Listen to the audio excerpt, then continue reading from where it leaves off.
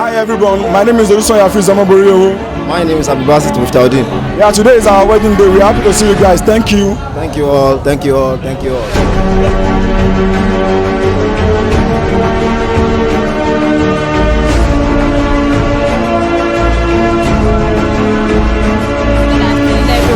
I am Afalabiola Dayo Victoria, and we are live here today, 21st of March 2020, at Ijebu-Ode Central Mosque. I shall be your anchor for today's program. Thank you.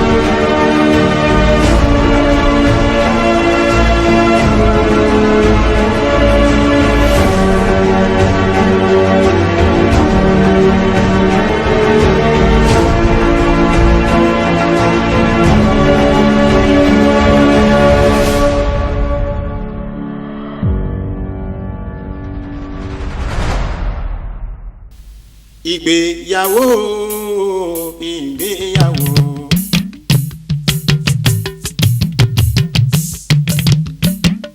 ìgbéyàwó ìgbéyàwó ojú mi ò dẹ́yìn mọ́ ọmọ mi jẹ́jẹ́ ìgbéyàwó.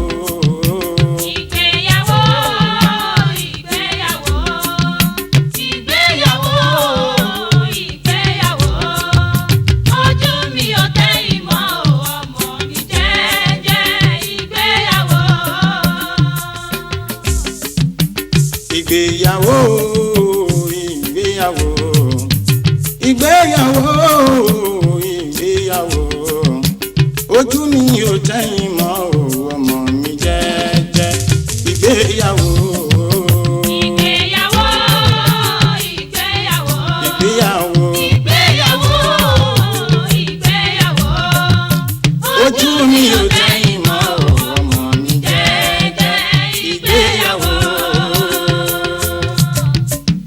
Mo kẹ́yìn bàbá wa àtẹ̀yìn màmá wa, mo kẹ́yìn àná wa, alága ìdúró ẹ ṣé gan, àpáàtò ṣe wá sí àtàwọn tí wọ́n ṣe mọ́dí o, ẹ̀yin ọ̀rẹ́ ọkọ pẹ̀lú ìyàwó ẹ kú àgbọ́ dìde, ẹ̀yin tẹ́ wá látòkèrè ayọ̀ lẹ máa bá lé, lọ́jọ́ ìdùnnú wa a ò ní rógun pàyín kéke, èmi ni bàbá ìyàwó fẹ́ ni tí ò bá mọ̀ mí. Ojú mi ò tẹ́yìn mọ́ ọmọ mi jẹ́jẹ́ ìgbéyàwó. Ìgbéyàwó ìgbéyàwó ìgbéyàwó ìgbéyàwó ojú mi ò tẹ́yìn mọ́ ọmọ mi jẹ́jẹ́ ìgbéyàwó. Yá Ibunati ìwọ ọmọ mi, yá Ibunati ìwọ ẹ̀yìn jú mi. Mo ní ìbéèrè kékeré kan tí mo fẹ́ bi ẹ́, ronú jinlẹ̀ dáadáa kó tó fèsì fún mi, torí mi ò ra fọwọ́pọ̀nà kan tí mo wọ́ dúró. Ilé ọkọ tó ń lọ yìí ǹjẹ́ o ti ṣetán? Torí pé láti òní ló ti dìyàwó ẹnìkan, a kì í dénú omi ká tún máa kígbe òtútù mọ́ o. Rò dáadáa jọ̀wọ́ má dojú tì mí. Torabugodule alali ilala atọ́lá má kọ́kọ́ jọlọ jolojolo má kọ́kọ́ ẹ̀wọ̀n jiyàn nílé má ṣe jágbe mọ́kọ rẹ̀ ṣètò bínú bí. Bẹ́tí ń jọmọ́ tí mo bá sọnù ẹ̀ dákun ẹ̀ rí mi yé, toró ojú mi ò tọrọ mọ́ ọmọ mi jẹ́jẹ́ ìgbéyàwó.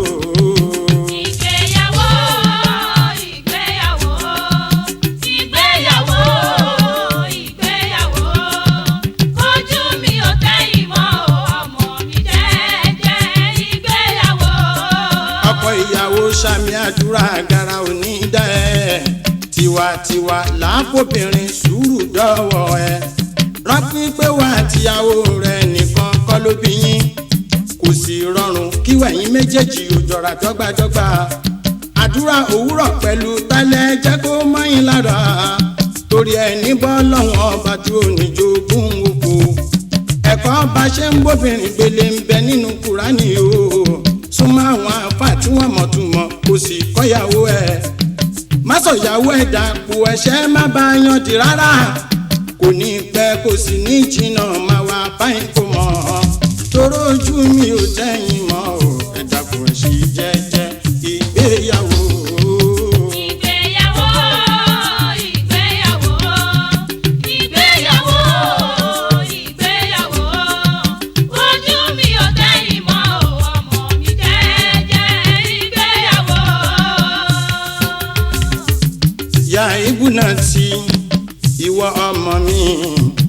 àlódọ́wọ́ ẹ. Ya ibùnà tí ìwọ ọmọ mi àlódọ́wọ́ ẹ. Má béèrè lọ́wọ́ kan ẹ pé ta ló fẹ́ràn jù o nínú ìwọ pẹ̀lú màmá tóbi. Ya ibùnà tí tẹ́tí kò gbọ́ mi sẹ́. Má béèrè lọ́wọ́ kan ẹ pé ta ló fẹ́ràn jù o nínú ìwọ pẹ̀lú màmá tóbi.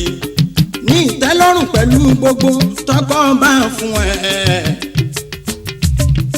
Tóbìnrin bá ń tẹríba á rí tọwọ́ ọkọ gbà ó. O gbọ́dọ̀ jáde nílé láì gbàṣẹ́ lọ́wọ́ ọkọ. Bọ́lọ̀ ń bá kẹjọ bọ̀ ẹ lọ má ṣe yànga sọkọ. Jẹ́ ká bí ọkọ ó mọ̀ pé ilé rere ló ti wá. Má fojú mi gbolẹ̀ o, ọmọ tiẹ̀ náà á gbọ́ tiẹ̀. Toró ojú mi ò tẹ́yìn mọ́, ojú mi ò tẹ́yìn mọ́, ojú mi ò tẹ́yìn mọ́. I am one of the most happiest person in the world today. As a result of my two beautiful daughters getting married today at the same time. Same them. What advice do you have for? Yeah, I train them and I know how much they subject to my instruction and advice. I know how much to say. They are well trained, well brought up, and I'm so happy to have such a two beautiful daughters who imbibe my characters and attitudes. So what advice do you have for people looking up for such a beautiful time out like this? Well, I wish them same as my daughters. Nice talking to you. Yes. And I hope you have a lot of vote of thanks to a lot of people. Well, foremostly, I thank Almighty Allah for making this day a reality, despite of all odds. And I thank everybody who supported me in both kind and cash. I thank everybody who, my friends and families who are with me from yesterday up to today. I thank everybody. For the benefit of those who are watching us, can you please tell us your name? I am Kolipe Rotimi Olawale, Baba Iyawo. Adesoya Akin, my name. How do you feel here today? I've been the father of the daughters of today. So thank God. We thank God for today. And may Almighty Allah bless the marriage by God. What advice do you have for the bride and We give them to be kind-hearted and to be tolerant. That is it. It's a pleasure. Èmi ni Alhaji Muhammad Nuruddin Blessing ní láti ìlú Ìjẹ̀bú-Òde. Naam. Báwo ni inú yín ṣe dùn láti wà ní orí ètò báyìí? Tó bá sọ pé ẹni tí inú ẹ̀ dùn jù èmi ni o, torí pé ọmọ tọ́lọ́run bá ní kó gbérí dúró, tọ́lọ́run ní kí orú ọjọ́ ìní ṣojú ẹ̀ kó ṣojú bàbá ẹ̀ kó ṣojú ìyá ẹ̀. In fact ó tú ọpẹ́ lọ́dọ̀ Ọlọ́run. Ọlọ́run má ṣàbá wọ àwọn ọmọ náà kó dá wọn sí. Ìmọ̀ràn tí ẹni fún àwọn ọmọ náà. Tọ́ Ọlọ́run kó bá wa ṣàánú wọn. Ìmọ̀ràn tí mo ní ni pé wọ́n ṣe wà yìí lóòótọ́ àwọn àgbàlagbà sọ fún wa pé ilé ọkọ ilé ẹ̀kọ́ ni, ṣùgbọ́n àwọn ọmọ wa méjèèjì kí wọ́n nígbàgbọ́ pé ibi táwọn ń lọ yìí kì í ṣe ilé bàbá wọn. Ihun tí wọ́n máa ń mú jẹ nílé bàbá àbí ìyá wọn tí wọ́n bá délé ọkọ wọn ní mú jẹ, kọ́ń dẹ̀ lọ kọ́ ìwà lákọ́kọ́. Ohun tó bá ti mú tóbìnrin bá ti ní ìwà gbogbo ló ní apẹ́ńlé ọkọ, kó dẹ̀ gbìyànjú kó mọ̀ tọ́jú ọkọ, kó gbìyànjú kí wọ́n gbìyànjú kí wọ́n sì mọ ètò bí ọkọ ṣe máa jẹ, bí ọkọ ṣe ń jẹ, bó ṣe ń mu, bó ṣe ń sùn, bó ṣe ń jí, lílọ bíbọ̀ ọkọ wọn kí wọ́n mọ̀ ọ́, kì í ṣe pé kí wọ́n máa ṣọ́kọ wọn o. Ọlọ́run wá wọlá tóbi Ọlọ́run, àwọn méjèèjì Ọlọ́run ó ṣe wọn lọ́rẹ̀ẹ́ ara wọn. Ọlá yà ní Muhammad la hawla wala quwwata illa billahi al-ali. Ẹkún ayọ̀ ni bàbá ń sun òǹkè. Ẹkún ayọ̀ ni bàbá ń sun òǹkè. Ìyá ìyàwó ń ṣàdúrà fọ́mọ rẹ̀ òǹkè. Ẹkún ayọ̀ ni màmá ń sun òǹkè. Ẹkún ayọ̀ ni màmá ń sun òǹkè. Ẹkún ayọ̀ ni màmá ń sun òǹkè. Ẹbí ìyàwó ń ṣàdúrà fọ́mọ rẹ̀ òǹkè.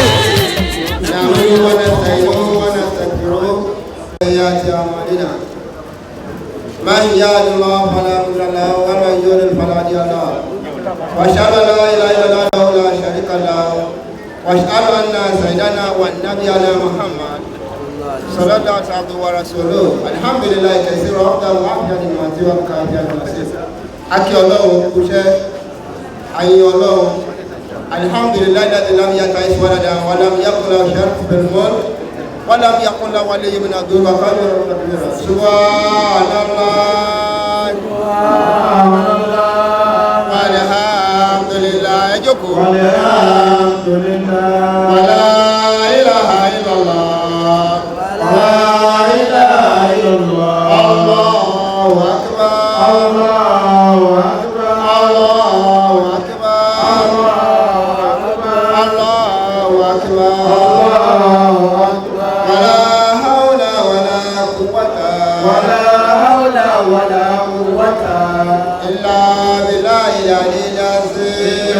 ربنا يا ربنا تقبل منا انك انت السميع العليم وتب علينا يا مولانا انك انت الغفور الرحيم ربنا اتنا في الدنيا حسنه وفي الاخره حسنه وقنا عذاب النار adúpẹ́ fún Ọlọ́run Ọlọ́run bá dẹ́dà ọba ṣẹ̀dá ọba tó ní wa ọba tó dá wa ọba tó mọ̀ wá ọba tó mọ̀ wá ọba tó mọ̀ àsìkò tí a wà yìí àti ìwà tó máa lọ lásìkò tí a wà yìí ìmọ̀ ẹ̀ ti bẹ ní ọ̀dọ̀ Ọlọ́run wa adúpẹ́ fún àkójọpọ̀ wa ti òní látàrí àwọn ọmọ wa tí Ọlọ́run ní kí wọ́n ní ẹlẹ́tọ̀ọ́ wọn tí bàbá ìyàwó náà Ọlọ́run ní kí Ọlọ́run rí àǹfààní láti ṣe ọmọ lọ sí ilé ọkọ abá bàbá ìyàwó abá dúpẹ́ ní ọ̀dọ̀ Ọlọ́run abá bàbá ọkọ méjèèjì náà abá náà dúpẹ́ ní ọ̀dọ̀ Ọlọ́run torí pé oríire wa orí púpọ̀ ni nípa bẹ́ẹ̀ adúpẹ́ ní ọ̀dọ̀ Ọlọ́run wa lẹ́dàá wa àwọn atọ̀rọ̀ lọ́dọ̀ náà pé ẹnu àsìkò tí a lò yìí náà láti fi ìdàpọ̀ mímọ́ náà Ọlọ́run tó jẹ́ ìrọ̀rùn fún wa Ọlọ́run wa fi àlùbáríkà ṣe Ọlọ́run wa fi ìbùkún ṣe bàbá wọn ìyàwó méjèèjì Ọlọ́run ṣẹ̀ bá bùkún wọn ìyá ọmọ náà tí Ọlọ́run ní kó náà rí ọmọ tán tí wọ́n fi tún ọjọ́ ìdíje pásítọ̀ náà Ọlọ́run ṣẹ̀ bá wà pẹ̀lú ẹ̀ bákan náà ni àwọn bàbá ọmọ méjèèjì náà tí Ọlọ́run ní kí wọ́n rí ọmọ tán tí ọjọ́ ìléwá fi jẹ́ ìrọ̀rùn fún ọ báyìí abáwọn náà dúpẹ́ lọ́dọ̀ Ọlọ́run bá fi àlùbáríkà sí ìpèsè náà ọ̀dọ̀ náà ní tí wá Ọlọ́run máa pèsè fún wọn Ọlọ́run àpò wọn Ọlọ́run ju bẹ̀rẹ̀ yìí. Lẹ́kọ̀ọ́ wọ́n tó wá ń bí níta lọ́wọ́ àjọ dálẹ́hùn àti gbogbo ẹ̀yin àbáná gbọ́dọ̀ ìmáwọ̀ oníkẹ́ Ọlọ́run ìgbàdúrà yìí àtúnṣe náà Ọlọ́run pẹ́ẹ́lì kọ̀ọ̀kan àti àwọn àbábá ìmáwọ̀ náà ta tún retí Ọlọ́run gbogbo ọjọ́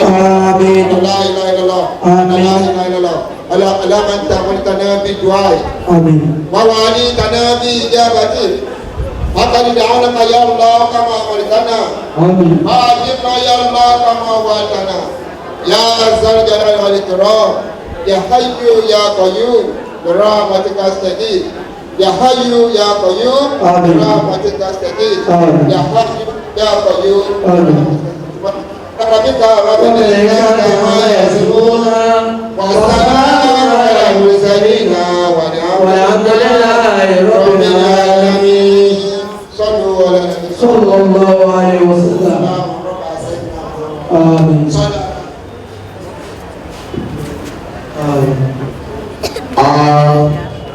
torí mo ní kó wọ́n lé òní kó sáré débi wọn kò díẹ̀ díẹ̀ aláàláyé àgàgé lálá aláàláyé àgàgé ọkọ ìyàwó alẹ́ òye àlá lọ́pẹ́ sẹ́kù lẹ́kùn ọkọ ìyàwó alẹ́ òye àlá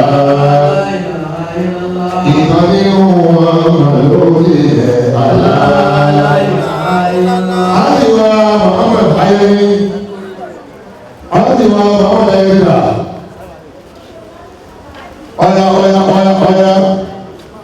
ọ̀yà tí kọ̀mísẹ̀ náà ti kárí láì ní dúró ìdàpẹ́nu ọkọ ìyàwó kejì kó náà bọ̀ torí pé bàbá ìyàwó ní ó kó àwọn ìyàwó méjèèjì wọlé bọ́ọ̀ láti nílé ẹ méjèèjì kan sọ̀tàì bàbá ìyàwó ní ó kó àwọn ìyàwó méjèèjì wọlé tẹ́lẹ̀ náà ní ó méjì dà àlùfáà àwọn àtọ̀lùbáṣì sọ́tidé àtọ̀lùbáṣì ti dà ó gbọ́dọ̀ dé ọmọ ìmáàmù kàrìndò ní kò wá ní déwò yìí kí ló máa ló fi o àbí ènìsà kọ́ ni program wa ní mọ́dúkàs alamisi ní ẹ̀dẹ́kọ̀ kálíkọ́ alamisi ní ìsìn àlelúwà ní mọ́dúkàs.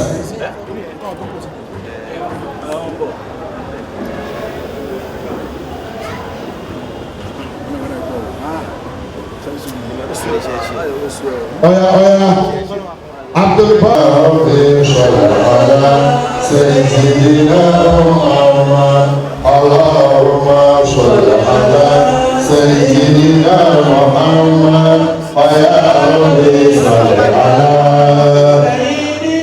Muhammad Allahumma sholli ala ẹwà àwọn ọkọ ìyàwó méjèèjì ló ti jọra wá àbáṣe kí àwọn àfáà kí àwọn ìmọ̀mù kí gbogbo àwọn ìmọ̀mù lẹ́ẹ̀fẹ́ náà ọ̀yá kí wọ́n kí. àbáwọ̀ àbẹ̀lẹ́sì jùlọ zainab ìyàwó rẹ̀ ní ọ̀túnláì ìyàwó abdulhafiz mo kí bàbá wa ìmọ̀mù àgbà fún gbogbo ìlú ìmọ̀sán ahlan wa sahlan wọ́n máa àbàmùdókọ̀ bàbá ìmọ̀mọ́ àgbà fún gbogbo ìlú ìmọ̀sán ìkúlẹ̀ àyẹ̀báyé àbádùkúlẹ̀ jàwárígí nàkúrò lẹ́kùn ahlan wa sahlan wọ́n máa àbàmùdókọ̀ bàbá ìmọ̀mọ́ ìkẹlẹ̀ ahlan wa sahlan wọ́n máa àbàmùdókọ̀ ahlan wọ́n fọwọ́ lọ́wọ́ èèyàn gbà náà tó lọ́ọ́ yá má bọ̀wọ́ tẹ́lẹ̀ àmọ́ pàtàkì ti fọwọ́ mi bọ̀wọ́ báyìí ní ìsìn gbogbo ẹni mọ̀ kí látàárọ̀ ẹsẹ̀ mú bí kí wọn nígbà tí wọ́n ní ẹwọ́n bọ̀ wọ́n àbíkó láti wá sí láyé àdúgbò bàbá ìyàwó ọ̀yá ẹ̀rọ mú kí bàbá ìyàwó náà sọ̀rọ̀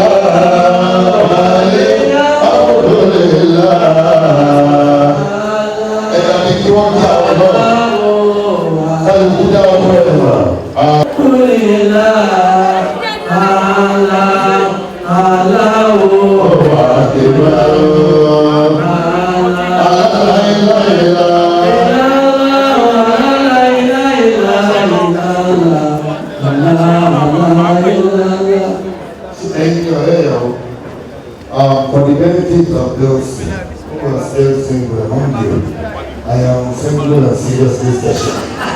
Are you okay? So that is not the information. So thank you very much. Abáyọ̀ ọlọ́run tí náà dé. Fún àǹfààní àwọn tí ó sì lọ́kọ láàrin wọn, ìdí náà dá lórí kò síyàwó. Bẹ́ẹ̀ ni, a ṣẹ̀ṣẹ̀ bẹ̀rẹ̀ ni. Ọya ẹjẹ́ àgbọ̀ ẹ̀kọ́ láti inú Al-Qur'an. Abájọ́ wa padà, ẹgbẹ́ wa ka Al-Qur'an. Alfawa Muhammad al-Amin, aw Aminullah, aw Abdul Amin. Kò sí ìtí olórí mẹ́tẹ̀ẹ̀ta. Abdul Amin, aw Muhammad al-Amin, aw Aminullah. Kó lé bẹ́ẹ̀, òun náà ẹgbẹ́ wa ka ẹ̀kọ́ láti inú Al-Qur'an. Falyatafaddal mashkura. Bismillah. السلام عليكم ورحمة الله وبركاته. وبركاته. أعوذ بالله من الشيطان الرجيم. بسم الله الرحمن الرحيم. يا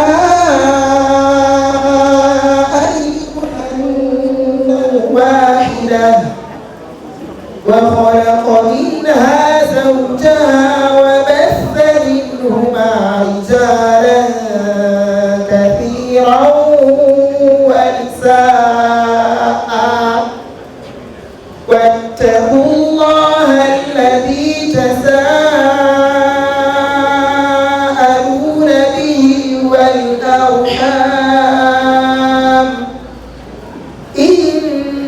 إن الله كان عليكم رقيبا وآتوا اليتامى أموالهم ولا تتبدلوا الخبيث بالطيب ولا تأكلوا أموالهم إلى أموالكم إنه كان حوبا كبيرا وإن خفتم ألا تقسطوا في اليتامى فانكحوا ما طاب لكم من النساء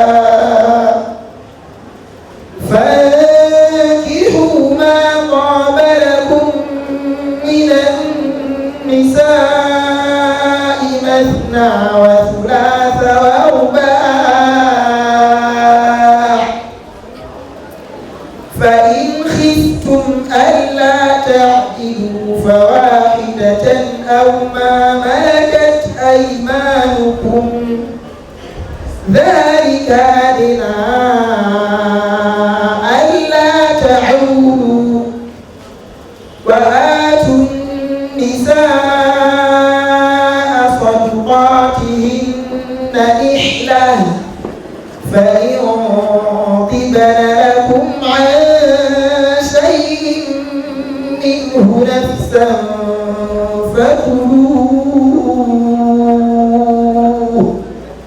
فكلوه هنيئا مريئا. صدق الله العظيم. الله أكبر.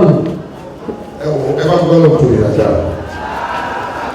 níjọ́ tí Olútáyọ̀ ti ń sọ̀rọ̀ ọmọ yìí ó ní àwọn ọmọ òun wà lọ́nà ẹ̀kọ́ mà ayébẹ̀kọ́ wọ́n lọ kéwú àbúrò tó lélẹ̀ mo bá Olútáyọ̀ sí náà dúpẹ́ fọlọ́ alhamdulillah.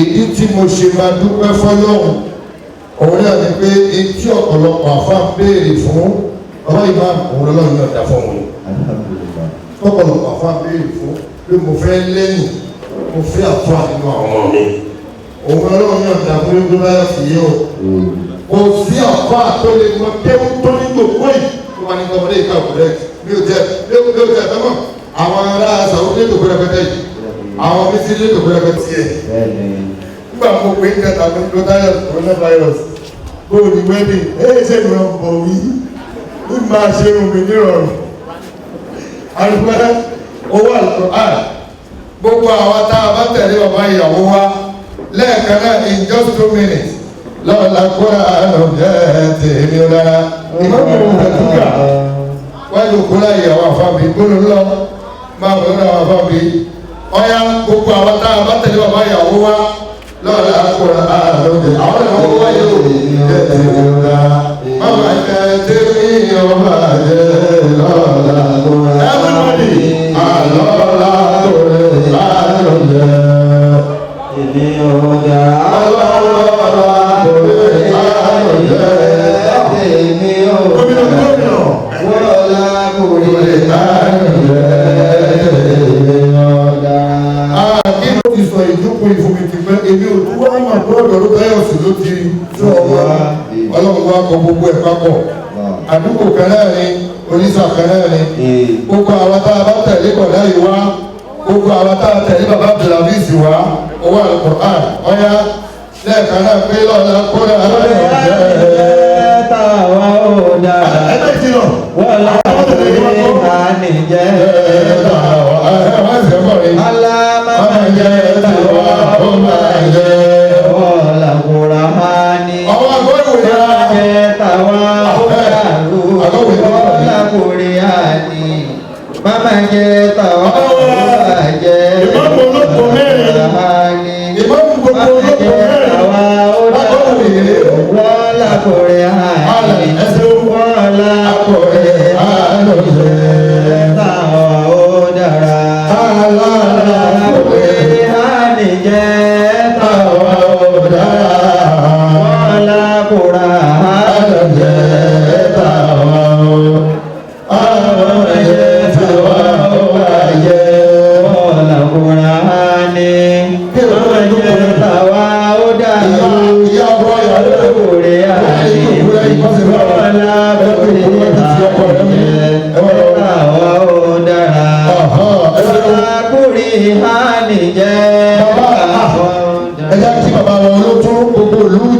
Barrister Adesanya, Ahlan wa sahlan. Objection, my lord.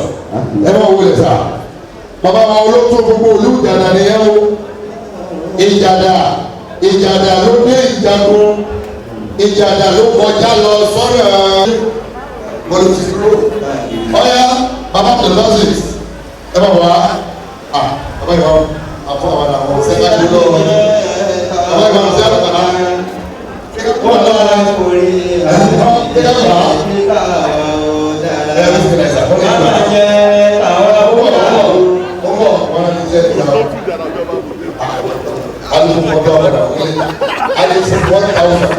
gbogbo àwọn tá a tẹ̀lé bàbá àdìgbọ́sìtì wa ọ̀yá ọwọ́ ìkọ̀tà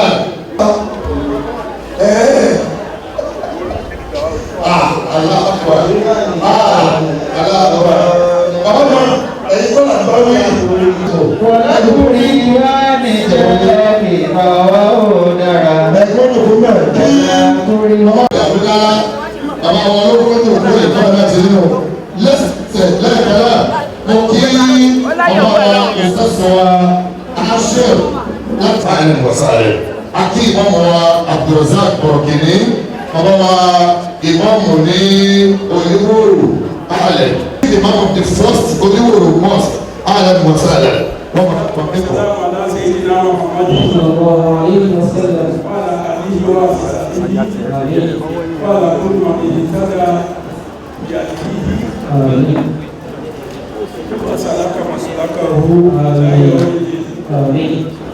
Alhamdulillah. Ọpẹ́ fún Ọlọ́run. Alhamdulillah. Ẹ̀fẹ́ ìṣẹ́ dúpẹ́. Ẹjẹ́ àsọpá alhamdulillah. Allah. Ọlọ́run jẹ́ àpẹẹrẹ tó kẹ̀ láyé. Àmín. Ó jẹ́ àpẹẹrẹ tó ṣàkẹ́ lọ́run. Àmín. Òun lọ́ba tó ní ìkápá ọjọ́ ẹ̀san. Gẹ́gẹ́ bí Mùsùlùmí, a máa jẹ́jẹ́ lọ́sàn lóru pé olùkọ́ tó láàmà sí. Ọdún ẹ̀ láti máa wá àṣẹ sí. Ìkẹ́ àtọ́lá, ọlọ́run bá ṣe fún àlọ́gbà Muhammad. Sallallahu alayhi wa sallam. Àmín. Ìkẹ́ náà ọlọ́run jẹ́ ó dọ́dọ̀ fámílì àlọ́gbà Muhammad. Àmín. Ọlọ́run jẹ́ kó dọ́dọ̀ àwọn ọmọ lẹ́yìn ẹ̀. Àmín. Àti gbogbo àwọn tó tẹ̀lé. Àmín. Àti gbogbo àwọn tá ń tẹ̀lé. Àmín. Ti di ọjọ́ ẹ̀san. Àmín. Mo kí wa pé sàlámù alaykum wa rahmatullahi wa barakatuh. Wa alaykum assalam wa rahmatullahi wa barakatuh. Tó, àdúgbò fọlọ́. Alhamdulillah. Mo kí lẹ́gbàá tí mo ṣàṣìláàtù fún àná mi. Sallallahu alayhi wa sallam. Mo ti kí Ọlọ́run ṣáájú. Mo kẹ́yìn àfọ àwọn àdìgbò. Allahu hayatahu wa lawlatahu. Ìyàwó ẹbẹ̀rẹ̀ Ọlọ́run, ìyàwó kejì ẹbẹ̀rẹ̀ Ọlọ́run, alẹ́ ti fàdákà fún mi náà ṣe wá dídà. Ní tí mo fẹ́ sọ fún yín ni pé àtọkọ ìyàwó kìíní, àtọkọ ìyàwó kejì, àti ìyàwó kìíní, àti ìyàwó kejì, Ádámù lórí.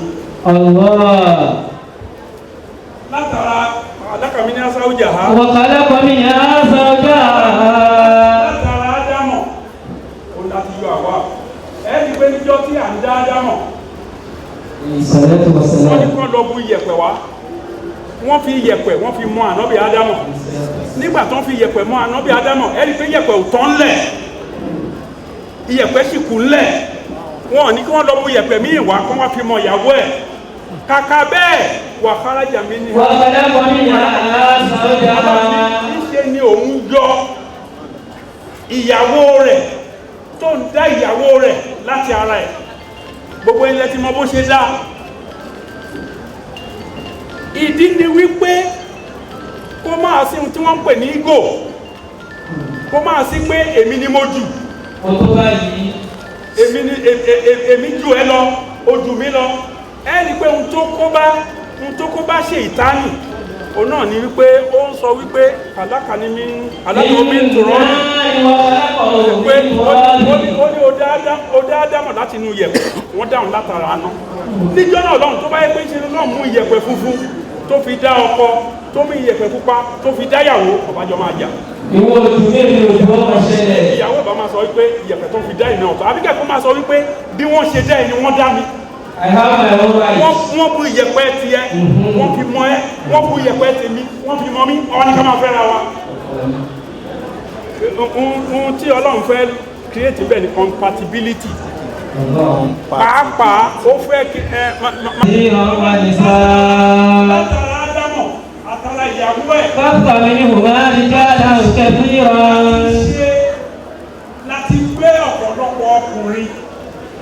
ọ̀pọ̀lọpọ̀ obìnrin tó wà láyé lè ní. ìtàn nìyẹn o history nìyẹn that's an history. táríkù gbogbo ayé bá ṣe padà wá pọ̀ tó yìí. ó ní tákùrọ̀ bá kú. خلق من نفس واحدة وخلق منها زوجها وبث منهما رجالا كثيرا ونساء. history nìyẹn o n tó wá tẹ̀lé ń sìn ní. واتقوا الله الذي تساءلون. ìwọ kọ ìyàwó àti ìyàwó wà bẹ̀rù Ọlọ́run. الذي تساءلون به. ọba tí ó ṣe iṣẹ́ yìí iṣẹ́ ńlá yìí iṣẹ́ tẹ́nìkan ò lè ṣe àfòun náà tó jẹ́ pé Ọlọ́run yìí àárín kò sí ẹni tó rí inú èmi pẹ̀lú ẹ ṣùgbọ́n a fi ń bẹ̀rẹ̀ wa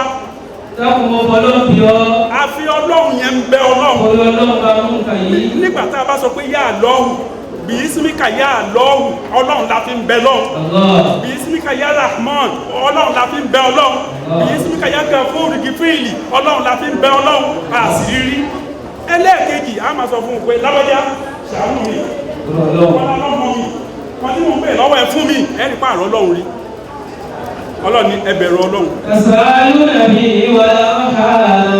láti bára yín lò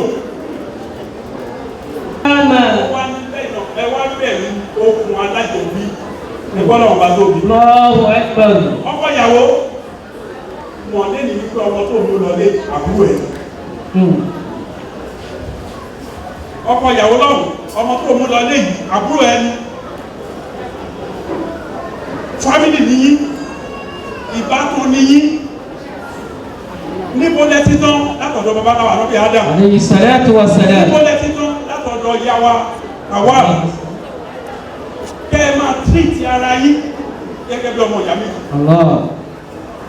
ẹni wípé nígbà tá a bẹ̀rẹ̀ ṣe lọ́n kọ́kọ́ sọ wípé kí á kí ọ kò fẹ́rẹ̀ nígbà tí wọ́n ti kọ̀ nígbà tí wọ́n kọ̀ ó ṣe ìléwọ̀ wọ́n ẹ̀sẹ̀dẹ̀ wọ́n ẹ̀fọ́ndẹ̀ wọ́n á ní kò ó wá kírètì èèwọ̀ ó wá kírètì ẹ̀tọ́.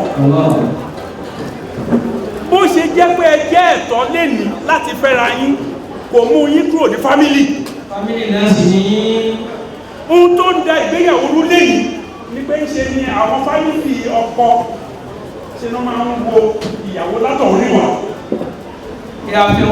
ìṣe ni àwọn ẹbí ìyàwó máa ń wo ẹbí ọkọ látọ̀rí wá bẹ́ẹ̀ dẹ̀ ni every one of us ọmọ ànábì Ádámọ̀ ni wá òun ló fà tó fi jẹ́ pé tẹ́ ẹ bá wo kútúbà tánúbì fi máa ń ṣe nìkà ẹ̀ẹ́dì ayà níbẹ̀ ẹ̀ẹ́dì ayà níbẹ̀ ayà ẹ̀ làwọn mi máa ń tó láti ṣe fún ọkọ ìyàwó láti máa lé ní láti ìyàwó ti pé ọkọ ìyàwó wọn ti pé ẹni tó fẹ́ yìí wọ́n ti pé ẹni tó fẹ́ yìí ẹbí ẹ̀ ẹ má ṣe ayé ṣe kí ṣe ẹ má ṣe ayé ṣe kí ṣe. Amina. Bí ẹ bá ṣe lè ṣe ọdún obìnrin ẹ̀ṣẹ̀ ìyàwó. Ẹ̀yin ọkọ ìyàwó lè ṣe ẹ̀kọ́ mi. Ó tẹ̀lé. Bẹ́ẹ̀ bá ṣe fẹ́ irú ọkọ tẹ́lẹ̀ jọ ní obìnrin. A kì í rántí wípé àwa náà bóbìnrin. Tí a bá rántí pé a bí obìnrin, àkọ́kọ́ ó kí ọ̀rọ̀ ìyàwó kí máa ń tẹ́kì ní. Ẹ gbà lọ́wọ́ ẹlòmí ẹ̀yin náà fẹ́ lòmí ẹ ṣe ìyàwó yín dáadáa Ànábì wa Muhammad ó ní khairukum lè áhì oríwà náà khairukum lè áhì Ànábì ní ẹni tó dájú nínú yín ẹni tó dájú nínú yín òun náà ẹni tó dájú fún ìyàwó ẹ̀ ó nítorí pé èmi ọ̀gá yín èmi Muhammad èmi lẹ́ni tó dájú nínú yín fún ìyàwó ẹ̀ torí ọmọlúwàbí tẹ́yìn ọkọ ìyàwó méjìjì ó bá jẹ́ ẹ̀jẹ̀ sí ìyàwó yín ọmọlúwàbí ẹgbẹ́ tí ó àwọn ọmọ méjèèjì tó pupa tó bẹ lẹ́gbẹ̀ẹ́ yín yìí ẹ̀yìn kọ́ lẹ́gbẹ́ kí wọ́n pupa iṣẹ́ àwọn òbí wọn lára wọn maintenance tí wọ́n ṣe lára wọn ló jẹ́ kó pupa ẹ̀yìn rí tó wù yín nígbà tí wọ́n délé yín ẹ má jẹ́ kí wọ́n di dúdú wọ́n má sì wọ́n náà obìnrin ẹlẹgẹ́ yìí obìnrin ò dẹ̀ mọ̀ wá wù kò sí obìnrin tó dáa obìnrin bá bọ̀ wá wù wọn ní sọ fún káfẹ́ méjì mẹ́ta mẹ́rin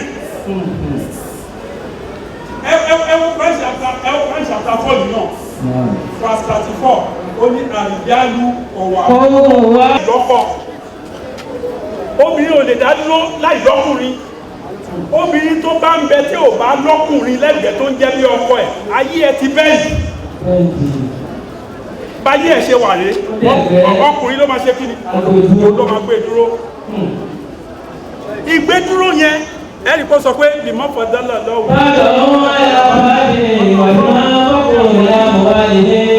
ṣé ẹ̀rí kọ̀ wá múnà yẹn ìtumọ̀ ẹni protector olùdáàbòbò ẹ dáàbòbò ìyàwó yín lọ́wọ́ ebi ẹ dáàbòbò ìyàwó yín lọ́wọ́ àìsàn ẹ dáàbòbò ìyàwó yín lọ́wọ́ gbogbo tí ń jẹ́ ewu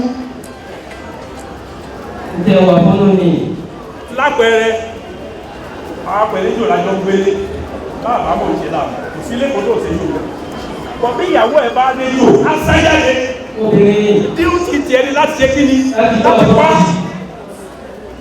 ìyẹn ní pé gbogbo tó ń jẹ́ ewu ojúṣe ẹ̀yin ọkọ ni láti rí pé ẹ mú ewu yẹn kúrò fáwọn ìyàwó yín ó gbé láti ọ̀rọ̀ finance wọ́n bí máa ń fọ́kù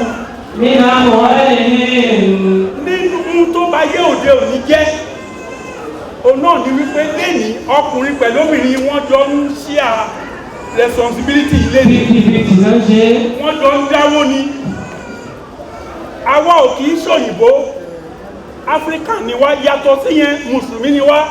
ẹnu mùsàlẹ́nu pé ẹ̀yin pẹ̀lú ọkọ yín ẹ̀ kìí ṣẹgbẹ́ ọ̀gá yín ni bẹ́ẹ̀ bá kàwé ẹni lọ́gàá bí ṣe yìí contemporary master ni o this is your real master àwọn ọ̀gá yín rè àwọn tí ní ìṣòro gbogbo wa ń bí tó táyọ̀ kí máa ṣe áńkì ní òfò ayín kó máa ṣe fún ẹbẹ̀ wọ́n máa gbà yín dání láti èní lọ ẹ tẹ́líba fáwọn ọkọ yín ẹ mú wọn ní ẹni tẹ́ ẹ máa fẹ́ràn jù lẹ́yìn Ọlọ́run àti Ànábì wa Muhammad ẹ fẹ́ràn Ọlọ́run ẹ gbà fáànàbì ẹ dẹ̀ gbà fáwọn ọkọ yín ẹ tẹ̀lé wọn ibi tó bá ní kẹ́ ẹ lọ ní kẹ́ ẹ lọ ibi tó bá ní kẹ́ ẹ má dé bẹ́ẹ̀ inú ilé ẹlẹ́sìn lẹ́yìn méjèèjì ti wá èmi pẹ̀lú bàbá yín ìdí ẹ̀sìn láti jọ pàdé ẹ jẹ́ kí ìjẹ́ mùsùlùmí yẹn kó hàn lára yín ẹ̀yin ọkọ kẹ́sì máa ṣàánú wọn tí wọ́n bá kú ìwà tó bá kú díẹ̀ káàtó ẹ pè wọn ẹ rí pé níbẹ̀ yẹn ó sọ wípé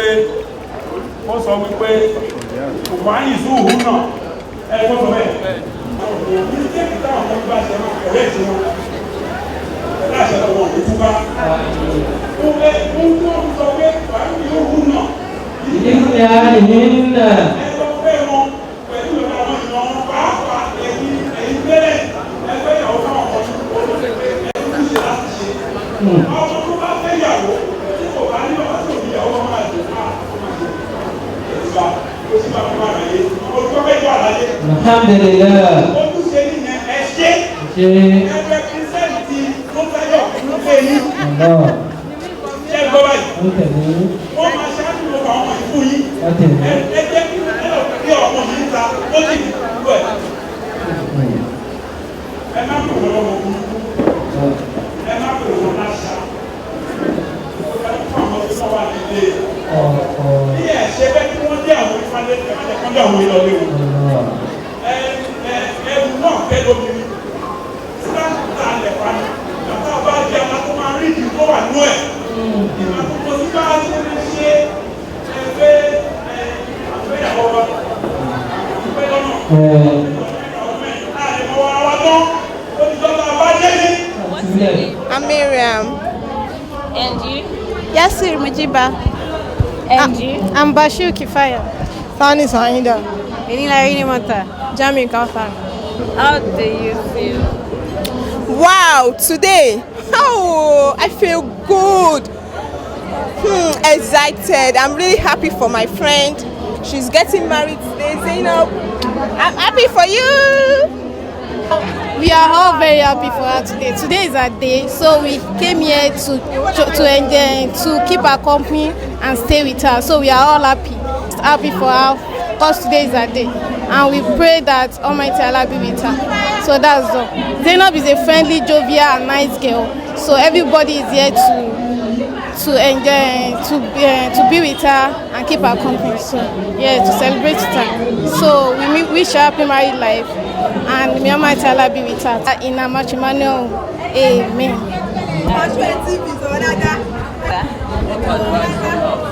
How will you describe the latest bride? Zainab, she's actually a very loving person, so accommodating. She's everything good that I can't even describe. She's the best. My own name is Ogundi Olatunde Michael. So mo jẹ́ ọ̀rẹ́ ọkọ. Inú wa dùn gidigidi lónìí. Láti pé a rí ọ̀rẹ́ wa pé ó ṣe ohun tó dáa. Láti ìgbà tó ti mú date láti bẹ̀rẹ̀ sí ní bá sáré pé gbogbo ẹ̀ kó lè wá síbi iṣẹ́ wẹ́. Mo fẹ́ lo àsìkò yìí láti dúpẹ́ lọ́wọ́ Ọlọ́run àti láti dúpẹ́ lọ́wọ́ ọ̀rẹ́ mi náà. Pé ó ṣe gan o tí ó pọ́n wa lé táwa náà dẹ̀ pọ́n lé. A dẹ̀ tún wá dúpẹ́ lọ́wọ́ ìyàwó wa méjèèjì. Èyí tí wọ́n jẹ́ Ajiya wa Nimotulai àti Ajiya wa Bukola. Wípé wọ́n ṣe gan. Kì í ṣe gbogbo obìnrin ló lè dúró ti ọkọ.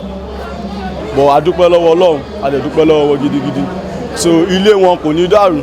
Bí wọ́n ṣe ń ṣe ìgbéyàwó lọ́jọ́ tí ò ní. Wọ́n tún ń ṣe ọjọ́ ìbí gan. Torí a tún ṣe ọjọ́ ìbí ní Nimotulai. Èyí ní 21st of March tí a máa ń rántí ẹ̀ gbé èyí ní ó bí. So a dúpẹ́ lọ́wọ́ Ọlọ́run, a dúpẹ́. Ilé wọn ò ní dàrú. Ó ti finú ṣoyún. Gbòhun tó finú ṣoyún náà ló máa fẹ̀yìn gbọ́mọ pọ̀n. Bó bá ṣe fi ọ̀tún kúnlẹ̀ ó máa fi tòsí máa dìde. Ipe ohun pé à ń gbọ́ pé Akèrègbè ó fọ́ omi dànù kò ní jẹ́ tiwọn. Ilé wọn kò ní dàrú. Ọ̀nà wọn á rójú. So a fi àsìkò yìí dúpẹ́ lọ́wọ́ gidigidi. Ẹ ṣé olóòtú. Inú mi dùn. Tó bá gbẹ́jú sínú mi kò ní kọsẹ̀ o, because mo tọ́ àmọ́ ìwọ̀n wọ́n yanjú. Inú mi dẹ̀ dùn. Mo dúpẹ́ lọ́wọ́ Ọlọ́run pé mo rí àmọ́ ìtọ́ Ọlọ́run fún mi tọ́. Wọ́n dẹ̀ yàn wọ́n yanjú, wọ́n ṣe nǹkan tẹ́gbẹ́ ìṣe. So mo dúpẹ́ fún Ọlọ́run, mo dẹ̀ dúpẹ́ fún bàbá wọn náà tó sọ̀pọ̀sì wa lórí wọn. So mo tún wá dúpẹ́ fún àwọn ọmọ yẹn náà tán dúró tán gbẹ̀kọ́ ká kọ́ wọn tán dẹ̀ gbẹ̀kọ́. Mo dúpẹ́ fún wọn. Ọlọ́run bá mi ṣe dáadáa fún wọn. Kí ni ìgbìyànjú kí ni àmọ̀ràn tẹ́ fẹ́ fún àwọn méjèèjì? Àmọ̀ràn mi fún àwọn méjèèjì, sùúrù èèyàn fi ń lo ilé ọkọ. Wọ́n ní sùúrù, wọ́n dẹ̀ ní faradà, wọ́n lámòjú kúrò. Tó bá ń kírun kó máa bẹ Ọlọ́run nínú àdúrà wọn wípé Ọlọ́run kó fún àwọn lẹ́mìí sùúrù, ẹ̀mí ìfaradà, ìmójú kúrò Ọlọ́run kó ṣe fún wọn. Bí wọ́n bá ní sùúrù, tó bá dẹ̀ ní faradà, tó bá lámòjú kúrò, gbogbo nǹkan ló ní. Kò sí nǹkan tí ò ní. So kọ́lọ́run bá mi ṣe nǹkan tó bá fẹ́ yẹn, àdúrà tó bá ń ṣe yẹn kọ́lọ́run bá mi ṣe, kó bá mi gbà fún wọn. Kó dẹ̀ wá sọ wọn láyọ̀ àtàlàfíà, obìnrin àbíró, ọkùnrin àbíyè ní kọ́lọ́run ṣe fún wọn. Àárín àwọn àtọkọ wọn kọ́lọ́run má jẹ́ kó dàrú. Kọ́lọ́run ṣe wọ́n lórí ara wọn dalẹ̀ bí mo dẹ̀ ṣe ń fẹ́ kó rí fún wọn, kó rí bẹ́ẹ̀ fáwọn tó kù náà. Bọ́n ṣe tí wọ́n yìí káwá ṣètò àwọn tó kù náà bẹ́ẹ̀. Àbámọ̀ pé kí ló ń ṣe ìyàwó yìí sí, kọ́lọ́run má jẹ́ kó ṣẹlẹ̀ sí wọn. Kí láti ṣe léyìí sí tipẹ́tipẹ́ ní kọ́lọ́run jẹ́ kó máa ṣe. Àlùbáríkà tó pọ̀ kọ́lọ́run wá fi sínú ìgbéyàwó wọn. Èṣù bí èèyàn bí èṣù kó má ráyè lọ́dọ̀ wọn. Ọ̀rọ̀ mi ò jù bẹ́ẹ̀ lọ. Báwo ni inú yín ṣe dùn? Inú mi dùn, mo dúpẹ́ ẹ̀wọ́n náà pọ́jọ́ ìní oṣoojú mi. Ọ̀pọ̀lọpọ̀ àti ìrètí ọjọ́ ọjọ́ ìní àti dúpẹ́ pé oṣoojú wa láyé àtàlàáfíà. Inú mi dùn gan-an kí n ṣe wọ́n ṣojú mi. Kí ni àmọ̀ràn tẹ́ fẹ́ fún àwọn? Àmọ̀ràn tí mo fẹ́ fún wọn ni pé sùúrù èèyàn fi ń lo ilé ọkọ. Kàn ṣe sùúrù pẹ̀lú ọkọ, ẹni tí wọ́n bá ṣe tọkọ wọn bá ṣe kó ṣe sùúrù pẹ̀lú ẹ̀. Wọ́n dẹ̀ ẹ̀sìn tàdé fi kọ́ wọn láti ilé kọ́ máa lo ẹ̀sìn pẹ̀lú ẹ̀. Ẹni tí tó bá máa ṣẹlẹ̀ kọ́ gbé Kùránì kọ́ máa ka, kọ́ dẹ̀ máa bẹ Ọlọ́run pé àárín àwọn àtàwọn ọkọ wọn kọ́lọ́run má jẹ́ kó dàrú. Àdúrà tá à ń gbà fún wọn ni kọ́lọ́run jẹ́ kí bí ọ̀rẹ́ kó sàn wọn, kọ́ dẹ̀ rí dùnú ń bẹ̀. Àsìkò tó wọ́n ṣègbéyàwó kọ́ mọ̀ sí dáadáa, ká burú kó má ṣẹlẹ̀ sí wọn, kọ́ má dẹ̀ ká bá wọn. Ìtọ́jú wà ní skul inú wọn kọ́lọ́run jẹ́ kó kàwé ẹ̀ kó yanjú dáadáa lágbára Ọlọ́run. Ìtọ́jú sì wà nínú oyún kẹ́ kọ́lọ́run bá a sọ láyé àtàlàáfíà. Bẹ́ẹ̀ni. Ojú ń tì wọ́n. Ó mọ̀ sí o. Wọ́n sì tìjú náà. Abdulhafiz ó ń tijú. Basiti náà ń tijú. Ó dàgẹ́ tijú. Bẹ́ẹ̀ni. ẹlẹ́dẹ̀ ìjòkó ó dá tẹgbọ́ ó dá bí ẹ̀tí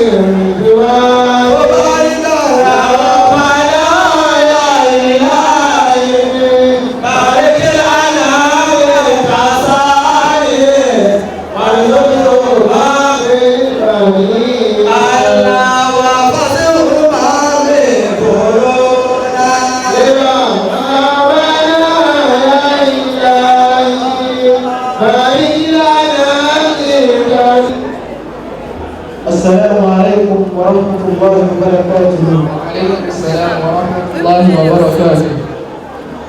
إن الحمد لله نحمده ونستعينه ونستغفره ونصلي أصحابه ومن تبعه بإحسان إلى يوم الذي لا مال ولا بنون إلا من أتى الله بقلب سليم. dájúdájú gbogbo ọpẹ́ tí Ọlọ́run bá ní ní ìdá àti ìdá rẹ̀ kó ló máa bá aṣíwájú wa ọ̀rẹ́ wa olólùfẹ́ wa jùlọ tí ń ṣe ànábì wa Muhammad kíkẹ́ rẹ̀ àbámọ́ lórí ànábì Muhammad nìkan kó ló máa bá àwọn ará ilé rẹ̀ àwọn sàhábà rẹ̀ àti gbogbo àwọn tó tẹ̀lé ojúkọ̀nà rẹ̀ títí dọjọ́ ẹ̀san.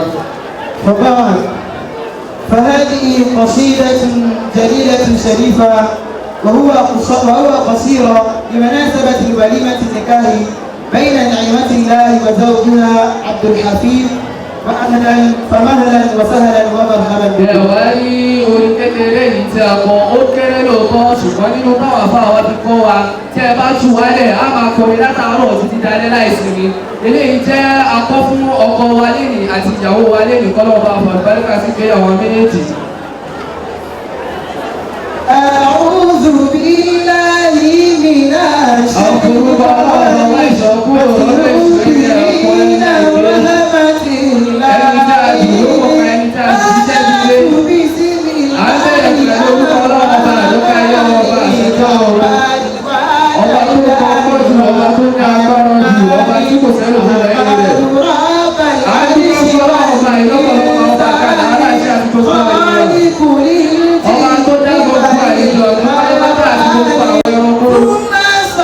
Lẹ́yìn wá gbà náà